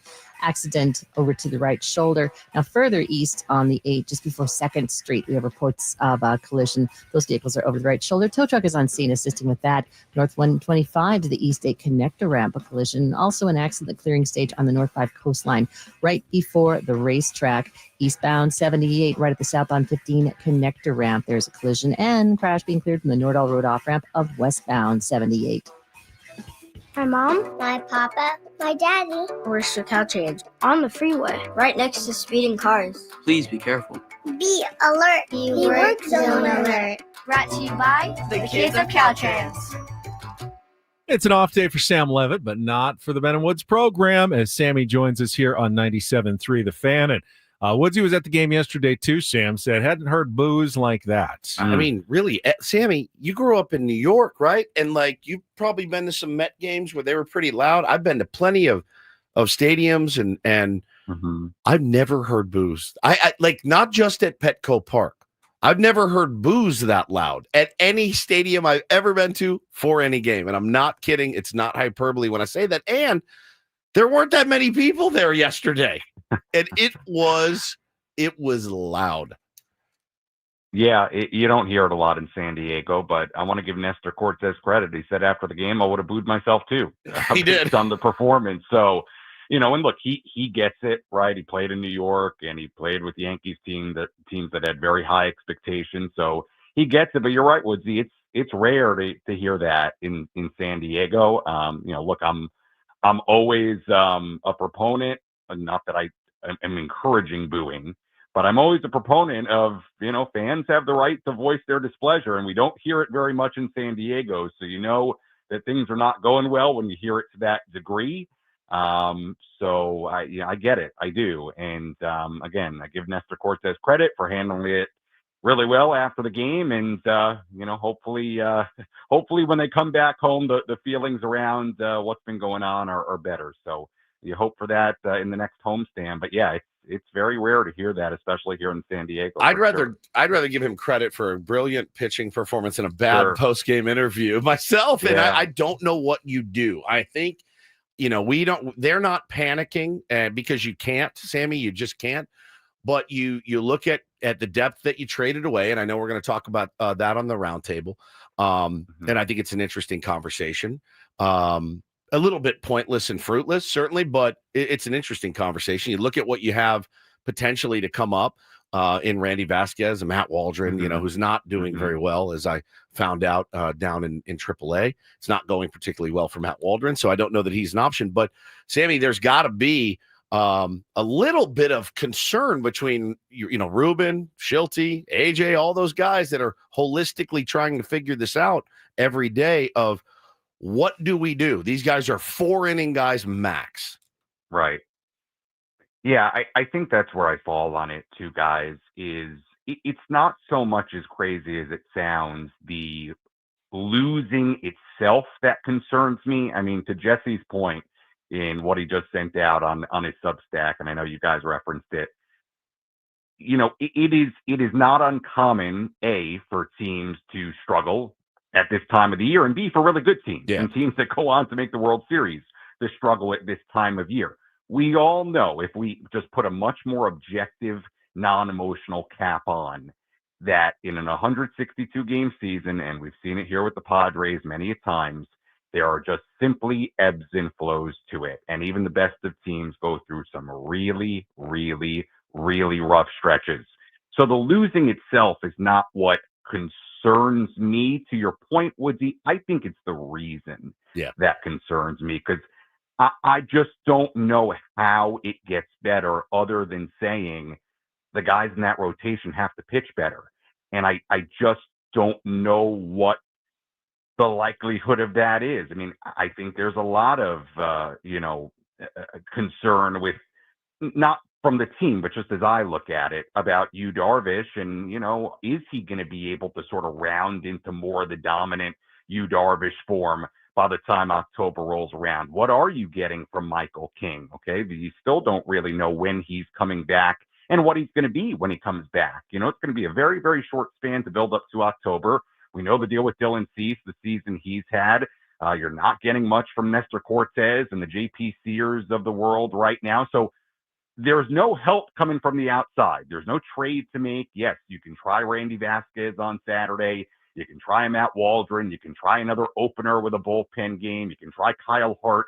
You can try all these things. But the bottom line is, if guys like Darvish and Cease and King, if those guys don't really round into form, I just don't know how it's going to get better with the snap of your fingers. So to me, that's the concern. And it's the old adage: momentum is as good as your next day's starting pitcher. Okay, and there's a lot of truth in it.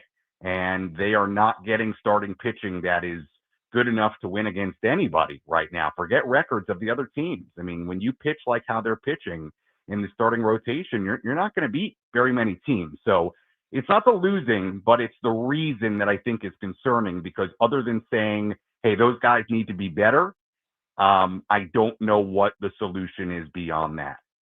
Sammy, you bring up not taking advantage of these losing teams, and it has been true. We thought they'd do better against the Twins and the Orioles, but the Twins and the Orioles are just normal bad. The Orioles are 12 games under 500. Not a good team, but normal bad. Padres have 10 games coming up now against the Rockies and White Sox. They are a combined 98 games under 500. Oh. I mean, these are not normal bad teams. These are horrifically bad teams, and you're playing half of your remaining games against them. But it's a weird place to try to get going as well. Going to Coors Field, especially for your pitching staff struggling right now with the pitching staff struggling, is a weird place to try to get going here in the next couple of games. So I find this to be a fascinating series coming up. Yeah, and I think when you look at it, and you're right, it's a different type of losing team in the White Sox and the Rockies than, say, the Orioles and the Twins, because the Twins and Orioles have good players. I mean, there's the Byron Buxtons and the Royce Lewises and the Joe Ryans and Gunnar Henderson, Jackson Holiday. Yeah, I mean, the Rockies and White Sox don't have even those guys. And to your point, they're even worse, right? Significantly. So to me, I look at this series, what you're going to get from the pitching side of things, who knows? It's Coors Field, and it hasn't been going well. Okay, you hope Nick Pivetta is good, but he struggled there his first outing there this season. Dylan Cease pitches Sunday. We know the season he's had. I don't know what you can expect on the pitching side, but I'll tell you what, on the offensive side, I mean, they've got to score runs. I mean, that's one way you can cover up a lot of your pitching woes, is by scoring a whole lot of runs. And the Padres have not done that for the most part. I mean, think about this. I know we've talked a ton about the starting pitching, and rightfully so. But, I mean, this was an Orioles pitching staff and a bullpen that ranked 25th, 26th in ERA entering this series. I mean, the Padres got 2 runs in 13 innings against their bullpen. I mean, those games were within reach.